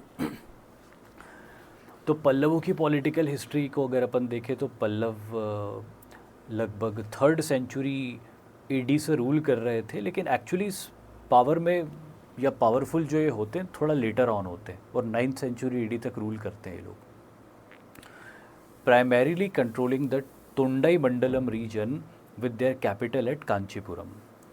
Their period is crucial for its distinct contribution to Dravidian architecture and its prolonged conflict with Chalukya. दो चीज़ों के लिए ज़्यादा जाने जाते हैं, एक तो जो द्रविड़ शैली का विकास इन्होंने किया दक्षिण भारत के मंदिरों में, और दूसरा इनके जो कॉन्फ्लिक्ट रहे चालुक्यों से, जो अब तक के पूरे चैप्टर में अपन बात करते आए हैं उसके लिए। अब इनके भी दो फेज़ हैं। एक अर्ली फेज़ है जब ये इतने पावरफुल नहीं थे और प्रॉबेबली सातवाहनों के फ्यूडेटरीज़ ही रह गए थे, या मतलब सातवाहनों के फ्यूडेटरीज़ ही हुआ करते थे ये, दे वर नॉट इंडिपेंडेंट पावर। और धारनी कोटा नाम की जगह थी, वहाँ से ये रूल करते थे, but this is not important क्योंकि ये बहुत पुराने पल्लव थे, ये फ्यूडेटरी पल्लव थे। The early rulers are known from their copper plate grants. लेकिन जो इनका इम्पीरियल फेज़ आता है, जब ये एक्चुअली पावरफुल हुए थे 6th to 9th century AD के अंदर, तो यहाँ पे सिंह विष्णु नाम का इनका रूलर आता है, वहाँ से इनकी ग्लोरी का दौर शुरू होता है। This phase saw the Pallavas challenging the Vatapi Chalukya for supremacy over South India, leading to intense and prolonged warfare, जो अपन ने अभी तक डिस्कस किया। तो वो अपना ऑब्जेक्टिव नहीं, अपना ऑब्जेक्टिव ये है कि अपन एक एक पल्लव रूलर को देखें और उसके अचीवमेंट्स को समझें, क्या क्या याद रखना है अपने को। जहाँ तक इनके डिक्लाइन का सवाल है, तो चोलों के राइज़ के साथ ही इनका डिक्लाइन हुआ, और फिर चालुक्यों के साथ होने वाली बार बार की लड़ाई और उसमें होने वाला नुकसान तो है ही इनकी डिक्लाइन का कारण। अब इसमें पहले रूलर है इनके Simha Vishnu, considered the real founder of their empire. Achievement कि इन्होंने पहली बार एक्सपेंशन शुरू किए थे, वो इंडिपेंडेंस अज्यूम करी थी, और इंडिपेंडेंस अज्यूम करके सातवाहनों के डिक्लाइन के बाद में एक्सपेंशन शुरू किए थे। Expanded the kingdom up to Kaveri river, importing क्या बोल रहा हूँ मैं, incorporating Chola region into Pallava domain. He initiated the era of major conflict with the Chalukyas। फिर आते महेंद्र वर्मन, यहीं से वो ड्रामेटिक इन्वेजन ऑफ पुलकेशिन और वो सारी चीज़ें हुई थी। लेकिन इनके कुछ टाइटल्स हैं, इनसे जुड़ी हुई कुछ बड़े इंपॉर्टेंट और इंटरेस्टिंग फैक्ट हैं। जैसे इनका एक टाइटल बड़ा इंपॉर्टेंट है, चित्रकार पुली। साउथ इंडिया की लैंग्वेजेस में हुली या पुली का मतलब होता है टाइगर। कर्नाटक में शायद हुली बोलते हैं, और तमिल में शायद, कन्नड़ा में शायद हुली बोलते, और तमिल में पुली बोलते। तो इनके लिए क्या पता क्या वर्ड यूज़ किया, चित्रकार पुली, जिसका मतलब है टाइगर अमंग द पेंटर्स। तो इससे ये बात पता चलती कि इनको पेंटिंग में बड़ा इंटरेस्ट था, और शायद ये खुद भी बहुत अच्छे पेंटर थे। फिर इन्होंने विचित्र चित्त भी कहा गया है इनको, इन्होंने एक रचना भी करी है, तो इनको क्यूरियस माइंडेड भी माना जाता है। एक और बड़ी इंटरेस्टिंग बात इनके बारे में पता चलती कि इनिशियली ये जैन थे। अब ये वो ज़माना था जब रिलीजन प्रेस्टीज का इशू नहीं हुआ करता था, रिलीजन इशू हुआ करता था पर्सनल फेथ का। जैसे आज और एक घर में अलग अलग रिलीजन को फॉलो करने वाले लोग हो सकते थे, या एक लीनिएज में अलग अलग रिलीजन को फॉलो करने वाले लोग हो सकते थे। आज ये इमेजिन करना बहुत मुश्किल है कि आप जिस भी रिलीजन में हो, अचानक एक दिन आप अपने घर वालों को कहो कि यार अब से मैं वो रिलीजन फॉलो करूँगा, दूसरा वाला। तो आपके घर वाले बहुत नाराज़ हो जाएंगे, बात मारपीट तक आ सकती है, मतलब मारेंगे वो, पिटोगे आप, वहाँ तक बात आएगी, कुछ भी हो सकता है। लेकिन उस ज़माने में शायद ऐसा नहीं होता था, और इसलिए हमको कई बार ऐसे रूलर्स देखने को मिले हैं और आगे भी मिलते रहेंगे, जिनमें एक डायनेस्टी में अलग अलग गॉड्स को वर्शिप किया या अलग अलग रिलीजन को ही फॉलो कर लिया। तो ऐसा यहाँ पे भी देखने को, और ऐसे भी आपको इंडिविजुअल्स मिलेंगे जो इनिशियली कुछ और रिलीजन के थे और अपने लाइफ स्पैन में ही उन्होंने कोई और रिलीजन को फॉलो कर लिया। उस ज़माने में रिलीजन बिल्कुल उतना ही वैल्यू रखते थे जैसे कि आज आप मोबाइल फ़ोन में अपने सिम कार्ड रखते हो। कोई वोडाफोन आइडिया का चलाता है, कोई BSNL का चलाता होगा, कोई जियो का चलाता होगा। इस मुद्दे पे कभी आपके बीच में कोई झगड़ा होता है क्या, घर में या दोस्तों में, कि भाई तू कौन सा सिम यूज़ करता है? साहब मैं तो जियो का सिम यूज़ करता हूँ, यार मैं VI का सिम यूज़ करता हूँ, मैं एयरटेल का यूज़ करता हूँ, अब मैं तेरे साथ नहीं रहूँगा। तू एयरटेल का सिम यूज़ करता है, मैं तेरे साथ नहीं रहूँगा। या तू जियो का सिम यूज़ करता है या VI का यूज़ करता है, आज से अपनी दोस्ती ख़त्म। हम सिर्फ उन्हीं के साथ रहेंगे जो हमारे जैसी कंपनी का सिम यूज़ करें। मतलब अगर ऐसी कोई लड़ाई करे तो आप हंसोगे उसके ऊपर कि क्या पागल हो गए हो क्या। करने दो ना जिसको जो सिम यूज़ करना है, उसको जो सिम काम आ रहा है, उसको जो सिम इकोनॉमिक पड़ रहा है, यूटिलिटी का आ रहा है, वो यूज़ कर रहा है। तो वैसे ही रिलीजन हुआ करते थे, जिसको जो रिलीजन ईजी लगता था या सही लगता था वो फॉलो कर लेता था और किसी को कोई प्रॉब्लम नहीं होती थी। तो ऐसे ही यहाँ पे अपने को देखने को मिलता है कि ये इनिशियली एक जैन थे, बाद में अप्पार नाम के एक भक्ति संत के प्रभाव में आके ये शैव हो गए। He started worshipping lord Shiva, इन्होंने लॉर्ड शिव को वर्शिप करना शुरू कर दिया। तो ये एक बड़ी इंपॉर्टेंट इंटरेस्टिंग फैक्ट है इनके बारे में। He pioneered the rock cut cave architecture in Pallava region. वो जो टेम्पल साउथ इंडिया में सबसे पहले बनाने का काम इन्होंने किया। भले चालुक्यों ने भी बहुत मंदिर बनाए, बट इनिशिएट जो किया ना वो इन्होंने किया है, और वो भी पर्टिकुलरली महेंद्र वर्मन ने किया है।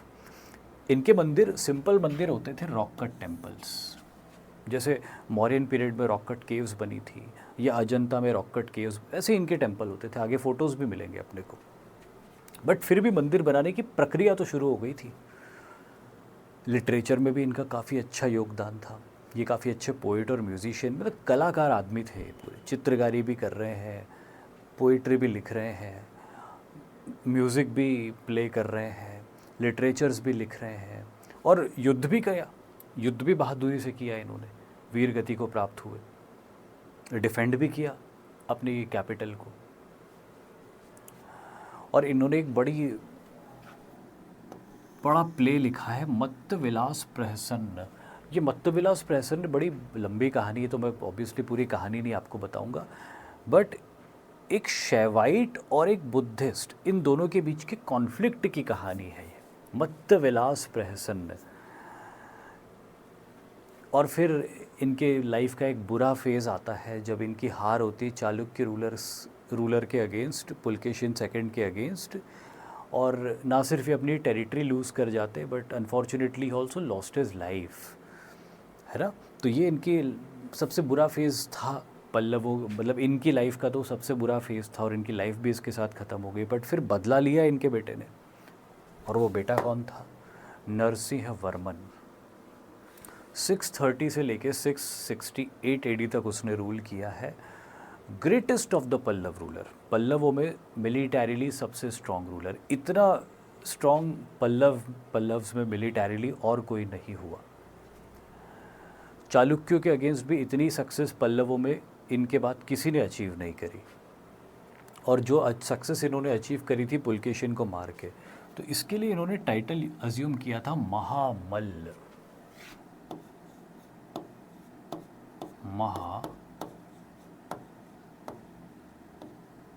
मल्ल, तो वो मामल्ल कहलाता है, या महाबली भी बोल देते हैं इनको। कई बार इस चक्कर में इनको महाबली भी कहा जाता है।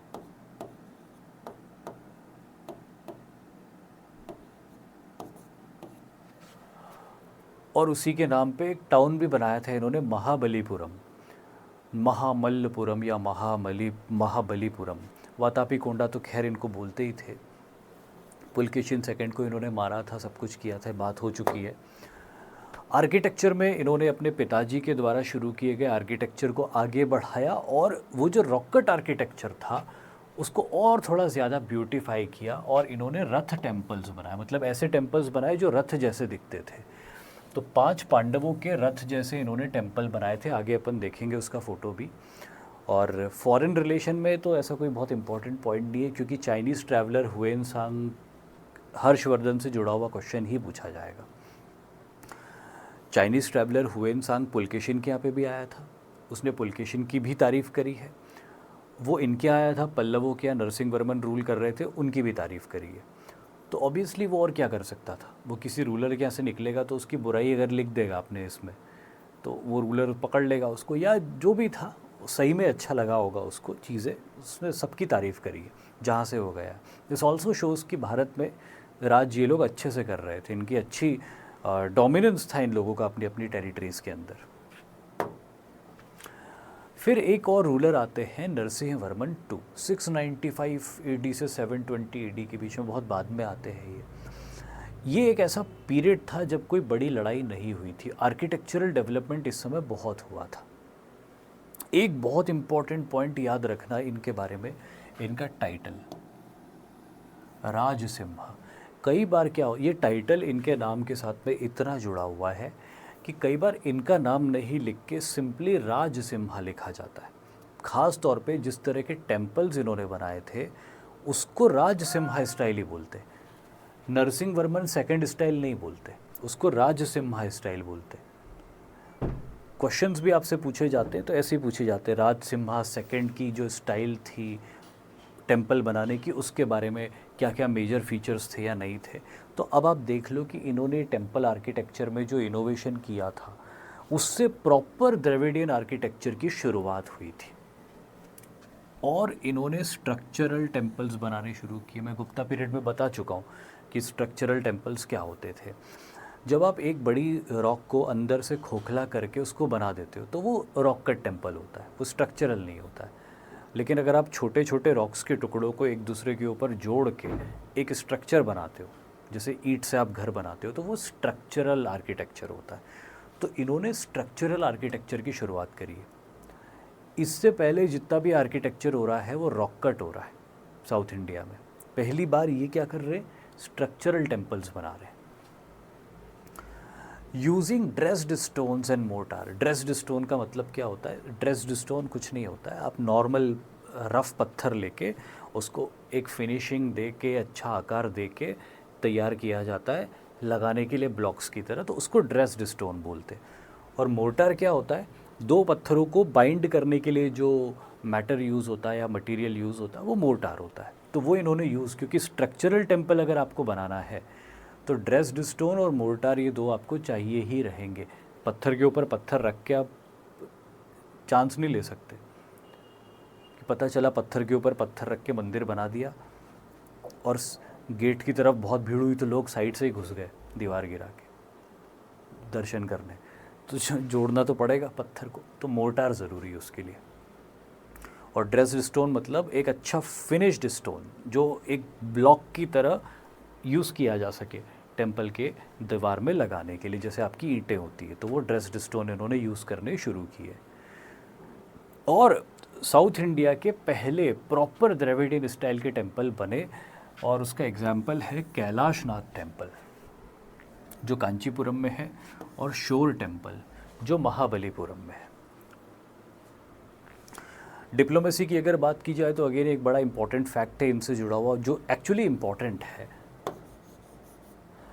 कि इन्होंने चाइना में अपने कुछ डिप्लोमेटिक एजेंट्स भेजे थे और चाइना के रूलर के साथ में इनके अच्छे रिलेशन थे, प्रॉबेबली ट्रेड को बढ़ावा देने के लिए। तो ये भी क्वेश्चन आ सकता है कि कौन से पल्लव रूलर के चाइना के साथ में ट्रेड रिलेशन थे या डिप्लोमेटिक रिलेशन थे, तो वो राजसिम्हा है, नरसिंह वर्मन सेकेंड। नरसिंह वर्मन फर्स्ट तो ज़्यादातर वही थे, कॉन्करर ही थे, वो उनकी ग्लोरी और उनकी ख्याति एज अ कॉन्करर है। इनकी ख्याति, नरसिंह वर्मन सेकेंड की ख्याति एज अ क्रिएटर है, एज अ आर्किटेक्ट है, एज अ पैटर्न है, और ऑब्वियसली ट्रेड वगैरह को बढ़ावा देने के लिए डिप्लोमेटिक मिशंस भी इन्होंने भेजे होंगे। एक नंदीवर्मन सेकेंड भी आए थे, और नंदीवर्मन सेकेंड के बारे में आप सिर्फ एक चीज़ याद रखना कि इसके समय विक्रमादित्य 2 ने अटैक किया था कांचीपुरम के ऊपर। तो अगर अब आपने सारे देख लिए ना, तो अब जैसे अपन देखें यहाँ पे पुलकेशिन सेकेंड,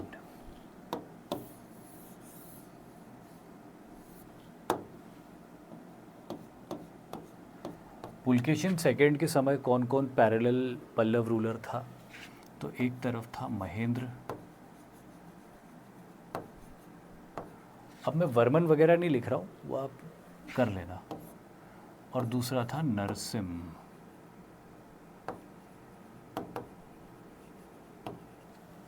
ठीक है, ये हो गए अपने चालुक्य।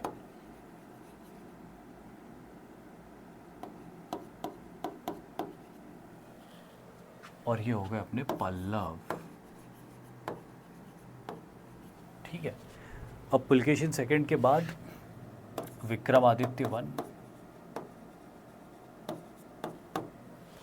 तो विक्रमादित्य वन के समय अपन ने देखा था कौन आया था, तो इस समय आया था परमेश्वर वर्मन।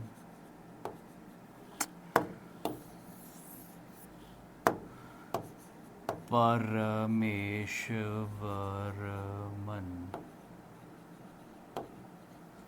स्पेलिंग आप लोग देख लेना, थोड़ा जल्दी में लिख रहा हूँ। और फिर आया था विक्रमादित्य 2। तो इस समय अपन ने कौन देखा, कौन था, नंदी वर्मन, है ना। तो ये याद रखना कौन किसके समय आया था। ठीक है, अब आगे बढ़ते हैं अपन। अब कुछ इम्पॉर्टेंट इंस्क्रिप्शंस हैं और वो इंस्क्रिप्शंस पल्लव रूलर से रिलेटेड है, उनका क्या इंपॉर्टेंस है वो यहाँ पे एक बार देख लेते हैं। मंडगपट्टू इंस्क्रिप्शन मैंने पूरा लिखा हुआ है, कौन सी इंस्क्रिप्शन किसने बनवाई थी और उसका इम्पॉर्टेंस क्या है। तो मंडगपट्टू इंस्क्रिप्शन किसने बनवाई, महेंद्र वर्मन फर्स्ट ने बनवाई। इम्पॉर्टेंस क्या है उसका, marks the start of rock cut architecture. पहली बार रॉक कट आर्किटेक्चर इन्होंने शुरू किया था और उसको यहाँ पे मार्क किया हुआ। फिर आती है कासाकुडी प्लेट्स, कॉपर प्लेट्स है ये, कासाकुडी प्लेट्स किसने बनवाई, नंदी वर्मन 2 ने बनवाई। बहुत बाद में हो रही है ये चीज़, नंदी वर्मन 2 बिल्कुल लास्ट फेज में। Crucial copper plate source for Pallava genealogy और एडमिनिस्ट्रेशन। ठीक है, नॉट वेरी इंपॉर्टेंट बट ठीक है, याद रखेंगे अपन। महाबलीपुरम या शोर टेम्पल रिकॉर्ड्स किसने बनवाए, नरसिंह वर्मन 1 ने भी बनवाए और 2 ने भी बनवाए। Confirms the construction chronology of monolithic Rath and early structural temple. इससे अपने को पता चलता है कि मोनोलिथिक रथ नरसिंह वर्मन 1 ने बनवाए थे और स्ट्रक्चरल टेम्पल नरसिंह वर्मन 2 यानी कि राजसिम्हा ने बनवाए थे। और फिर एक कुर्रम प्लेट मिलती है जो परमेश्वर वर्मन के ज़माने की है।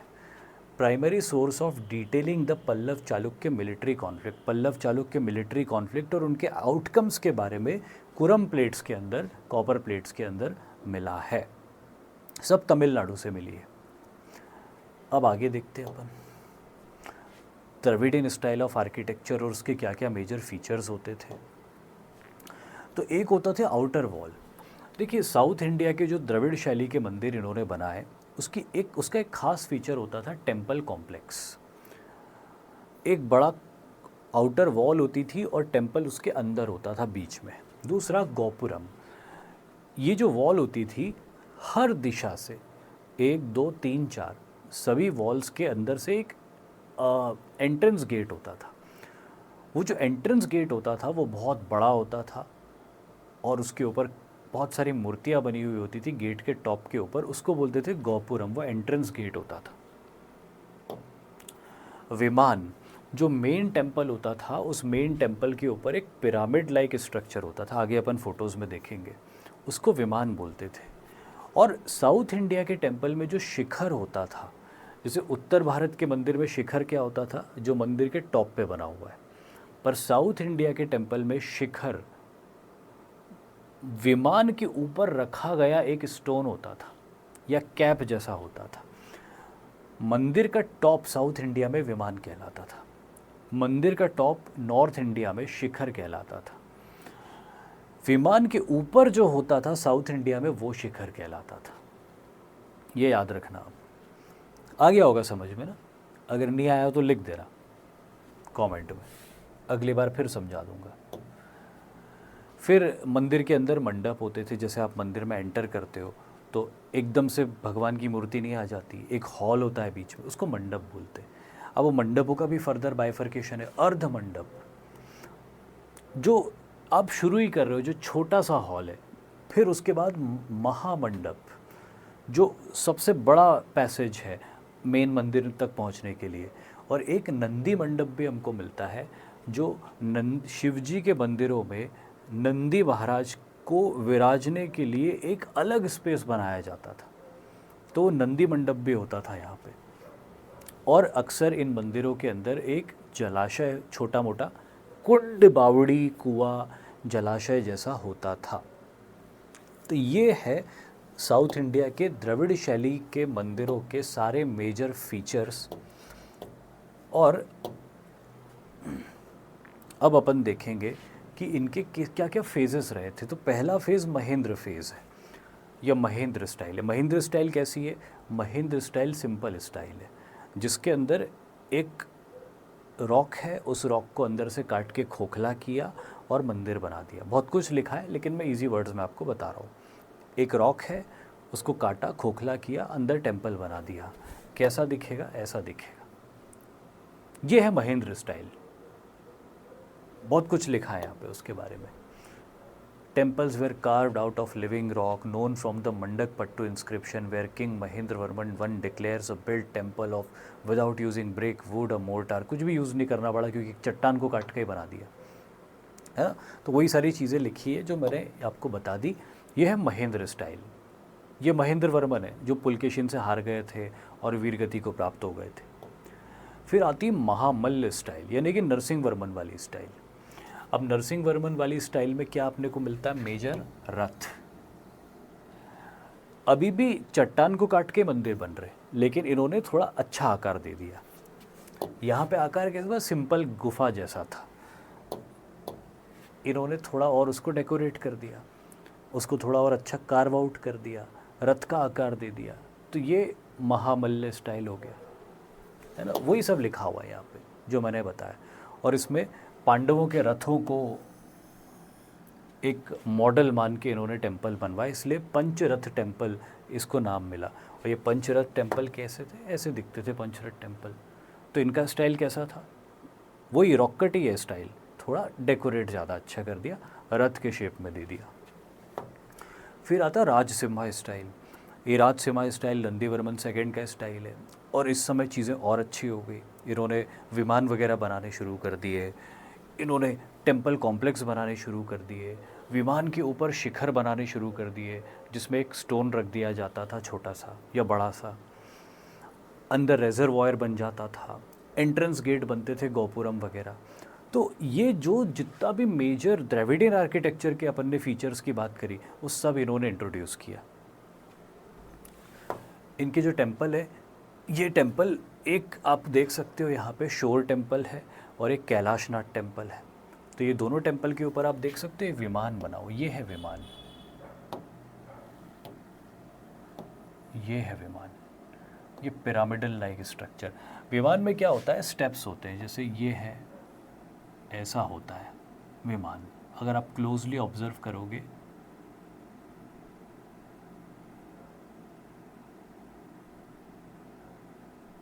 ऐसा होता है विमान।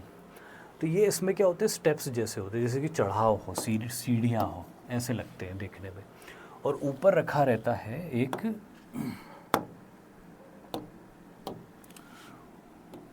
स्टोन। यहाँ पे देख रहे हो आप, एक स्टोन रखा हुआ ऊपर, ये होता है शिखर। साउथ इंडिया के टेंपल में ये है शिखर। और ये है धवन, नहीं, ये है विमान।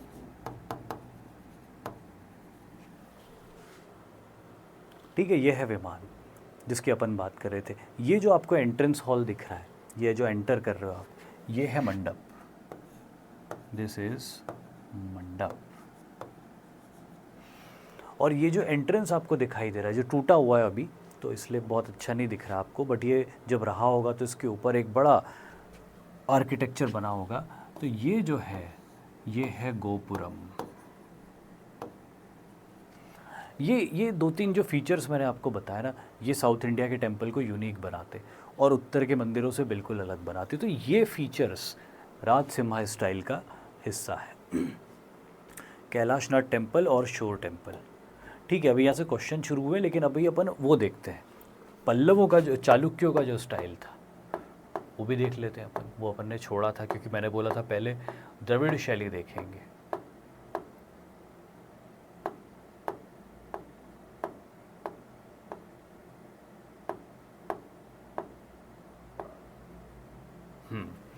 तो ये जो स्टाइल है, जो चालुक्यों का स्टाइल है, ये मिक्स्ड है। एक नॉर्थ इंडिया का स्टाइल है जहाँ पे शिखर बन रहे हैं और शिखर के ऊपर कलश बन रहे हैं और टेंपल के ऊपर जो वॉल्स है उस पर बहुत अच्छी कार्विंग्स हो रही है। टेंपल बहुत ऊंचे प्लिंथ के ऊपर बन रहे हैं। एक दक्षिण के मंदिर हैं जहाँ पे एंट्रेंस गेट्स बन रहे बड़े बड़े, और शिखर की जगह विमान बन रहे हैं, और विमान के ऊपर छोटे छोटे शिखर बन रहे हैं, टेम्पल कॉम्प्लेक्स बन रहा है, एक लार्ज वाटर बॉडी बन रही है। तो इन दोनों का मिला जुला जो असर था वो बीच में देखने को मिला। फार साउथ में हमको द्रविड़ शैली दिखती है, फार नॉर्थ में हमको नागर शैली दिखती है, और दोनों के बीच में मिक्स्ड स्टाइल दिखती है। उसी को विश्र शैली या वेसर स्टाइल कहा जाता है, और चालुक्यों ने इसको पायोनियर किया है। चालुक्यों के बाद बहुत सारी डायनेस्टीज़ आई जिन्होंने इस स्टाइल को आगे बढ़ाया। चालुक्यों के बाद यहाँ पे होयसाल डायनेस्टी आई, राष्ट्रकूट, पहले तो राष्ट्रकूट आए, फिर होयसाल डायनेस्टी आई।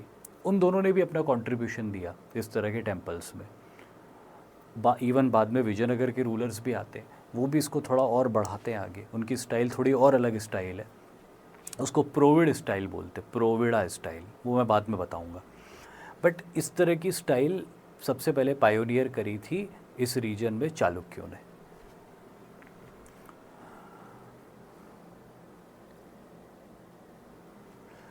अब इन्होंने, इनके जो फीचर्स हैं उस फीचर में एक आता है मटेरियल, कि इन्होंने extensive use of fine grand soap stone for highly minute and intricate carving. तो पहला मेजर फीचर इनका क्या आता है, बहुत माइन्यूट और इंट्रिकेट कार्विंग्स। मतलब आप इनके मंदिरों के पिलर्स के ऊपर या दीवारों के ऊपर जब जाके नक्काशी देखोगे तो डिटेलिंग बहुत ज़्यादा है। कि एक अगर ह्यूमन का फेस उन्होंने बनाया है किसी पिलर के ऊपर या वॉल के ऊपर, तो उस ह्यूमन फेस के ऊपर आप उसके एक्सप्रेशन को समझ सकते हो कि वो दुखी एक्सप्रेशन है या खुशी का एक्सप्रेशन है या किसी और तरह का एक्सप्रेशन है। इतना डिटेलिंग दिया है इन्होंने। टावर ट्रांसफॉर्मेशन, अब इनका टावर जो है मंदिर के ऊपर का, वो थोड़ा थोड़ा विमान जैसा है, थोड़ा थोड़ा शिखर जैसा है। तो शिखर जैसा क्यों है उसमें, क्योंकि शिखर में क्या कर्व होता है। जैसे यहाँ पे मैं बताऊँ आपको, उत्तर भारत का जो शिखर होता है ऐसे कर्व लिए हुए होता है ना, और दक्षिण भारत का जो विमान होता है वो ऐसा रहता है।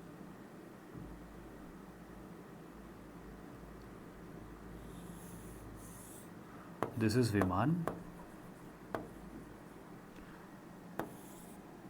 एंड दिस इज शिखर। और जो द्रविड़ स्टाइल है, उस द्रविड़ स्टाइल ने क्या किया, शिखर का कर्व लिया और विमान की स्टेप्स भी ले ली। तो यहाँ पे अपन देखते हैं कि कर्व नहीं है, स्टेप्स है। यहाँ पे अपन देखते हैं कर्व है, स्टेप्स नहीं है। इन्होंने दोनों ले लिया। इन्होंने स्टेप्स ली कर्व में,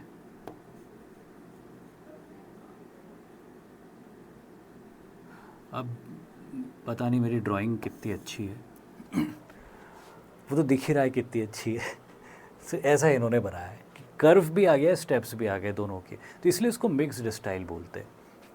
पिलर्स, जो इनके पिलर्स बहुत अच्छे होते थे, इन्होंने पिलर्स के ऊपर जो अपन ने बात करी थी ना कि बहुत अच्छे कार्व, हाईली डेकोरेट करते थे, इंट्रिकेटली कार्व करते थे, वो यहाँ पे देखने को मिलता है इनके पिलर्स के ऊपर।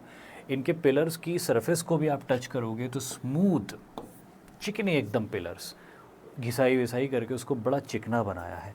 और फिर उसके ऊपर कई कई जगह बहुत हाई डेकोरेशन किया है, यानी कि कार्विंग्स करी है, नक्काशी करी है। ये इसकी ख़ास बात है इनकी मिक्स्ड स्टाइल की।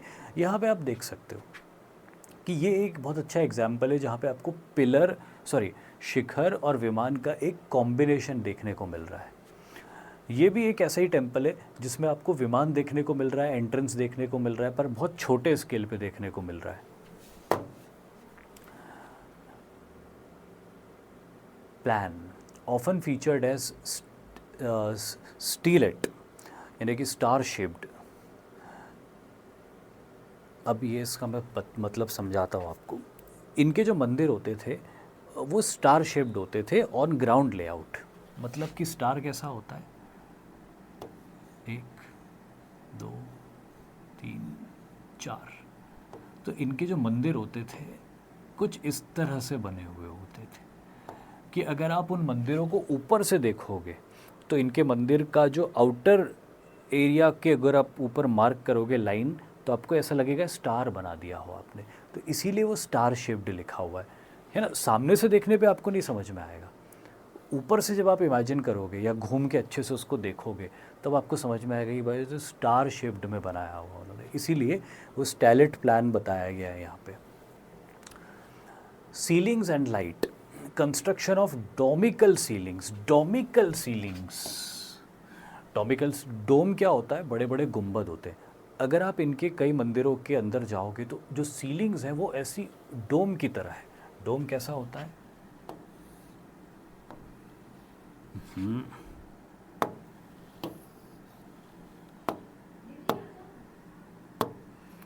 डोम कैसा होता है?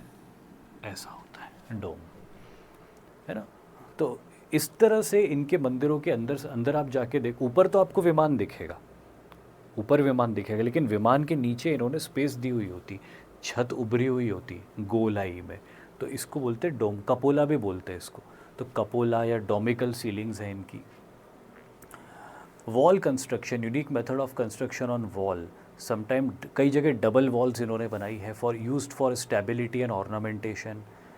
Ornamentation known for it's dense ornamentation and unique indigenous quality on wall. Dense ornamentation मतलब कि दीवार अगर एक है तो दीवार के ऊपर आपको खाली स्पेस नहीं मिलेगी, हर जगह कुछ न कुछ बनाया हुआ है।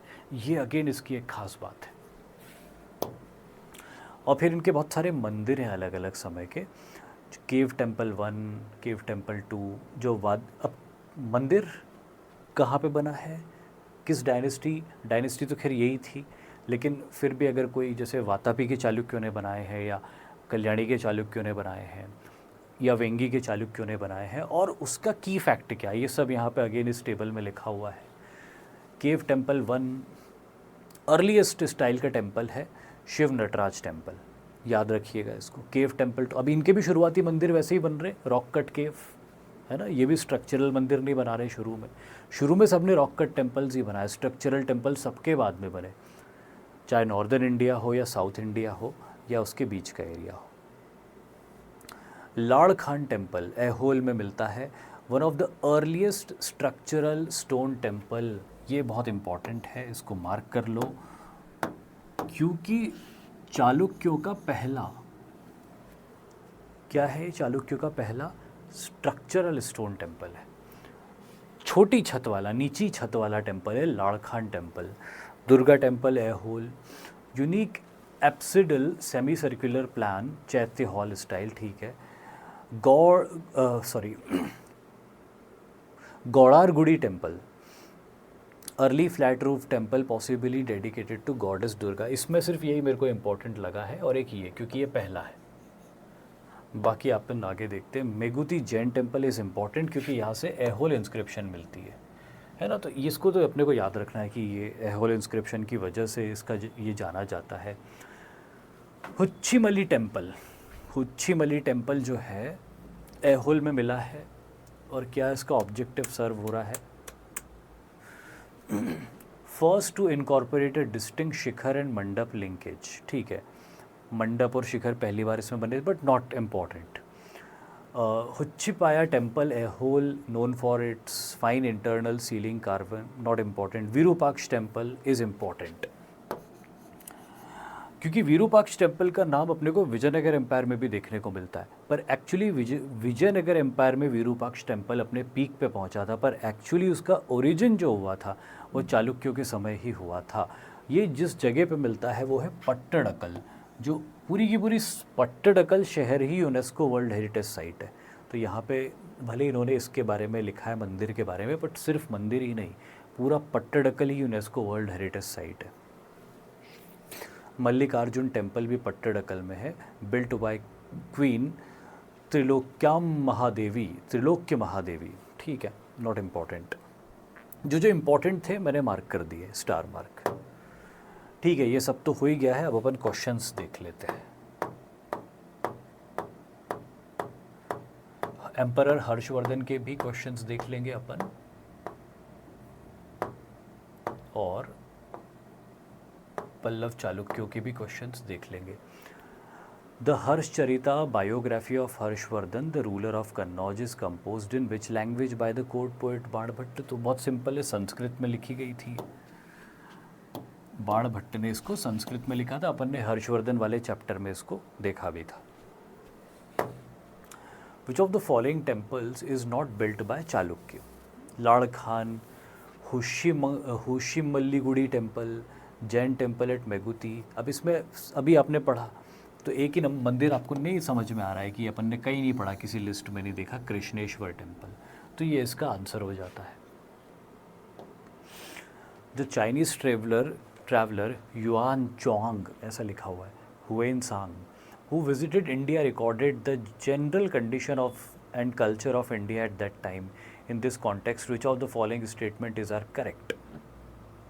The roads and river routes were completely immune from robbery. बिल्कुल नहीं, उसका उल्टा लिखा है उसने कि रोड्स खतरनाक थे, रॉबरी हो सकती थी, तो ये पॉइंट गलत है। चैप्टर में मैंने बताया भी, आप देख लेना उसको। As regards punishment for offences, ordeal by fire, water, poison were instruments for, हाँ ये मैंने आपको बताया था कि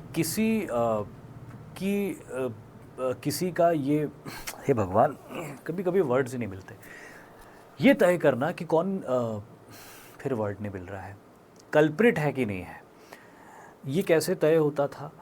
तो ये तय होता था जो अपन ने उस दिन भी चैप्टर में डिस्कस किया था, अंगारों पे चल लो, अगर पैर नहीं जले तो तुम इनोसेंट हो, जहर खा लो, नहीं मरे तो तुम इनोसेंट हो, पानी के अंदर 5 मिनट डूब के रहो, नहीं मरे तो इनोसेंट हो, इस तरह की चीज़ें की जाती थी। तो हाँ, ये अपन ने चैप्टर में भी पढ़ा था, इस तरह से गिल्टी या इनोसेंस डिटरमाइन किया जाता था। The tradesman had to pay duties at ferries and barrier stations, हाँ करनी पड़ती थी। तो 2 और 3 इसमें करेक्ट है, 1 गलत है। Assertion, Harshvardhan convent the Prayag, हाँ प्रयाग पे उन्होंने एक बहुत बड़ी सभा बुलवाई थी। He wanted to popularise only Mahayana form of Buddhism, Prayag में इन्होंने जो सभा बुलवाई थी वो बुद्धिज़्म के लिए नहीं बुलवाई थी, शैविज़्म के लिए बुलवाई थी, तो ये पॉइंट गलत है, ये पॉइंट सही है। तो A is true but R is false. Emperor Harsha southward march was stopped on Narmada river by, very simple, Pulakeshin second ने इनको रोक दिया था, डिफीट कर दिया था। शाक्कल उत्तर पथेश्वरा सम्राट हर्षवर्धन को डिफीट कर दिया था in the battle of Narmada. With reference to Indian history which of the following is are essential element of the feudal system? Feudal system मतलब होता है सामंती व्यवस्था।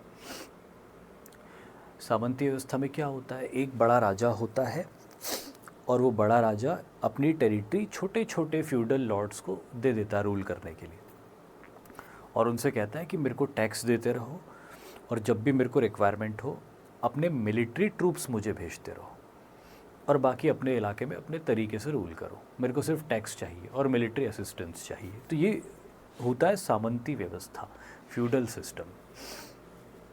अब फ्यूडल सिस्टम में क्या क्या होता नहीं होता है, very strong central political authority, of course weak central authority होती, और जो रीजनल अथॉरिटी होती वो स्ट्रॉन्ग होती है। Emergence of administrative structure based on control and possession of land, yes. Regional level पे जो इलाके में डोमिनेंट पावर है वो अपने हिसाब से अपना एडमिनिस्ट्रेशन अलग चलाती है, तो उनका एक नया एडमिनिस्ट्रेशन इमर्ज हो जाता है। पूरे किंगडम में अलग अलग तरह का एडमिनिस्ट्रेशन चलता है, क्योंकि सेंट्रल पावर जो है उसने सबको छूट दे रखी कि तुम अपने अपने हिसाब से चला लो। तो जैसे अब सेंटर राज्यों को भी छूट दे के रखता है आज भी, कि कुछ चीज़ों में राज्यों को छूट दे के रखी कि ये तुम अपने हिसाब से कर सकते हो, तो सबके फिर नियम थोड़े थोड़े अलग हो जाते हैं, है ना, सबके नियम थोड़े थोड़े अलग हो जाते हैं। तो वैसे ही यहाँ पे भी होता है सामंती व्यवस्था में, क्योंकि यहाँ पे तो फुल ऑटोनॉमी दे के रखी है, तो हर किसी के नियम अपने इलाके में अलग ही होते हैं। Creation of lord vassal relationship between the feudal lord and his overlord, yes ये भी सही है। लॉर्ड वसल रिलेशनशिप मतलब मैं मेजर रूलर हूँ, मैं सेंट्रल पावर हूँ, तो मैं लॉर्ड हूँ, और मैंने आपको ऑटोनॉमी दे के रखी हुई है, तो आप मेरे वसल हो, अपने इलाके में आप रूल करोगे, मुझे टैक्स दोगे, मिलिट्री असिस्टेंस दोगे, तो उनको वसल बोलते थे। तो हाँ, ये लॉर्ड वसल रिलेशनशिप ही था। तो बिल्कुल सही है सेकंड और third. Who among the following ruler in ancient India had assumed the title मत्त विलास विचित्र चित्र एंड गुणाभद्र? तो ऑब्वियसली महेंद्र वर्मन वन के लिए तीनों चीज़ें यूज़ हुई है, आपको पता ही है। The Pallava administrative system especially Sabha and Ur illustrate which broader early medieval trend? Increasing centralization, growing autonomy, absence of land grants to religious institution and complete decline of caste based occupation. तो ऐसा तो कुछ हुआ ही नहीं कभी, तो ये तो क्रॉस ही कर दो। सेंट्रलाइजेशन तो डिक्रीज़ ही हो रहा था मौर्यंस के बाद लगातार, तो ये भी गलत हो गया। Growing autonomy of local corporate bodies और absence of land grants and religious, इसका लैंड ग्रांट से कोई रिलेशनशिप नहीं, इसका करेक्ट आंसर ये है। देखिए जो उर होता था, ये जो होते थे स्मॉल टाउन्स होते थे। साउथ इंडिया में जो छोटे मोटे टाउन्स होते थे उनके लिए टर्म यूज़ करी गई है उर। तो इसमें क्या होता था कि जो लोकल अथॉरिटीज़ होती थी वो अपने हिसाब से रूल करती थी, तो वो उसका यही कहने का मतलब है यहाँ पे, ये growing autonomy of local corporate bodies. Which inscription is crucial for understanding Pallav genealogy and political expansion? Aihole तो चालुक्यों की है। हल्मिड़ी, वेलुर पलायम प्लेट्स, हाँ ये मैंने बताया नहीं चैप्टर में। हाथी गुम्फा तो ऑब्वियसली यहाँ की नहीं, हाथी गुम्फा तो अपन ने पढ़ लिया पोस्ट मॉडर्न पीरियड में कि वो उड़ीसा की है। इसका करेक्ट आंसर है वेलुर पलयम प्लेट्स, ये कॉपर प्लेट्स हैं और ये copper plate inscription Vellore पलयम inscriptions हमको तमिलनाडु से मिलती है और इस पे अपने को पल्लव डायनेस्टी की जीनियोलॉजी के बारे में भी डिटेल में पता चलता है। तो ये अपने चैप्टर में नहीं पढ़ा था, इसको अलग से आप नोट कर सकते हो पल्लवों के बनाए हुए पार्ट में। The Pancharatha at Mahamallapuram demonstrate a Pallava mastery in. Pancharatha temple किस चीज़ को डिपिक्ट करते हैं यहाँ पे?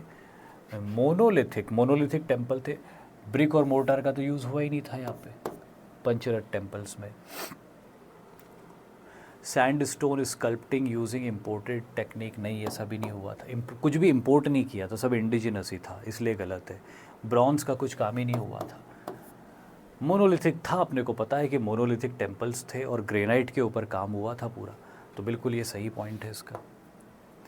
What was the capital of Chalukya dynasty? Very simple, Vatapi या बादामी।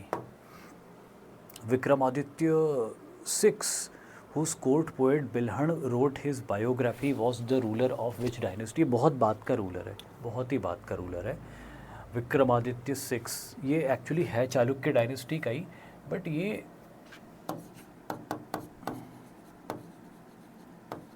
विक्रमादित्य VI जो है ना, ये है कल्याणी के चालुक्य, जिसके बारे में अपन ने नहीं पढ़ा है ना, या वेस्टर्न चालुक्य भी बोल देते हैं इनको। तो जो भी आप याद रखो, कल्याणी या वेस्टर्न चालुक्य उस डायनेस्टी के विक्रमादित्य है। ये वातापी वाले डायनेस्टी के विक्रमादित्य नहीं, क्योंकि वातापी वाली डायनेस्टी के विक्रमादित्य जो अपन ने पढ़े 1 और 2 ही पढ़े, फिर उसके बाद और भी कई विक्रमादित्य आए थे, बट वो फिर इम्पॉर्टेंट नहीं है। बट इनके कोर्ट पोएट थे बिल्हण, कहाँ लिखा है बिल्हण। ये जो बिल्हण थे ना, इन्होंने एक बहुत बढ़िया लिटरेचर लिखा था, पूछ सकते तो मैं लिख देता हूँ उसको।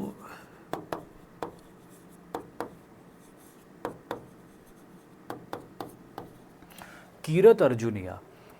ये जो लिटरेचर है अर्जुन के ऊपर है, महाभारत काल के अंदर जो अर्जुन थे उनके ऊपर लिखा गया लिटरेचर है। शिवजी के साथ उन्होंने जो शिवजी के लिए जो तपस्या करी थी और पाशुपतास्त्र हासिल किए थे, ये सब उसके ऊपर बेस्ड है। कीरत अर्जुनिया ये बिल्हण ने लिखा था, याद रख लेना। ये लिटरेचर भी डायरेक्टली भी पूछ सकते हैं। और ये तो पता चलेगी आपको विक्रमादित्य VI कल्याणी के चालुक्य डायनेस्टी के थे। मतलब इनका जो टाइम पीरियड था वो आप समझ लो 1000 AD से 1100 AD के बीच में था। इतने पुराने ये रूलर थे, इतने बाद के रूलर थे, सॉरी पुराने नहीं। ठीक है। Arrange the following Pallava ruler according to their reign. ठीक है, तो देखो अपन को तो सभी पता है वैसे, है ना, लेकिन अगर मान लो कि आपको नहीं पता है, अपन ने तो सब पढ़ लिए, चारों को देख लिया, लेकिन मान लो आपको नहीं पता, आपने सिर्फ 2 को पढ़ा है, तो आप ये बोल सकते हो कि 4 सबसे पहले महेंद्र वर्मन थे, फिर उनके बेटे नरसिंह वर्मन आए थे, तो 4 और 2 सबसे पहले आएगा। 4 और 2 कहाँ दिख रहा है आपको? सिर्फ यही दिख रहा है। तो भले आपको ये 2 नहीं भी पता हो तो फिर आप इसको लगा सकते हो, बट बिकॉज यू नो कि फिर परमेश्वरन आए थे और सबसे आखिरी में नंदी वर्मन आए थे, तो ये करेक्ट हो जाएगा। The famous poet Bharavi lived in the court of which Pallava king? Simha Vishnu. ये सिंह विष्णु के दरबार में रहते थे, भैरवी नाम के पोएट। चलिए इसी के साथ ये चैप्टर पूरा होता है। Thank you very much, have a very good day ahead. जय हिंद।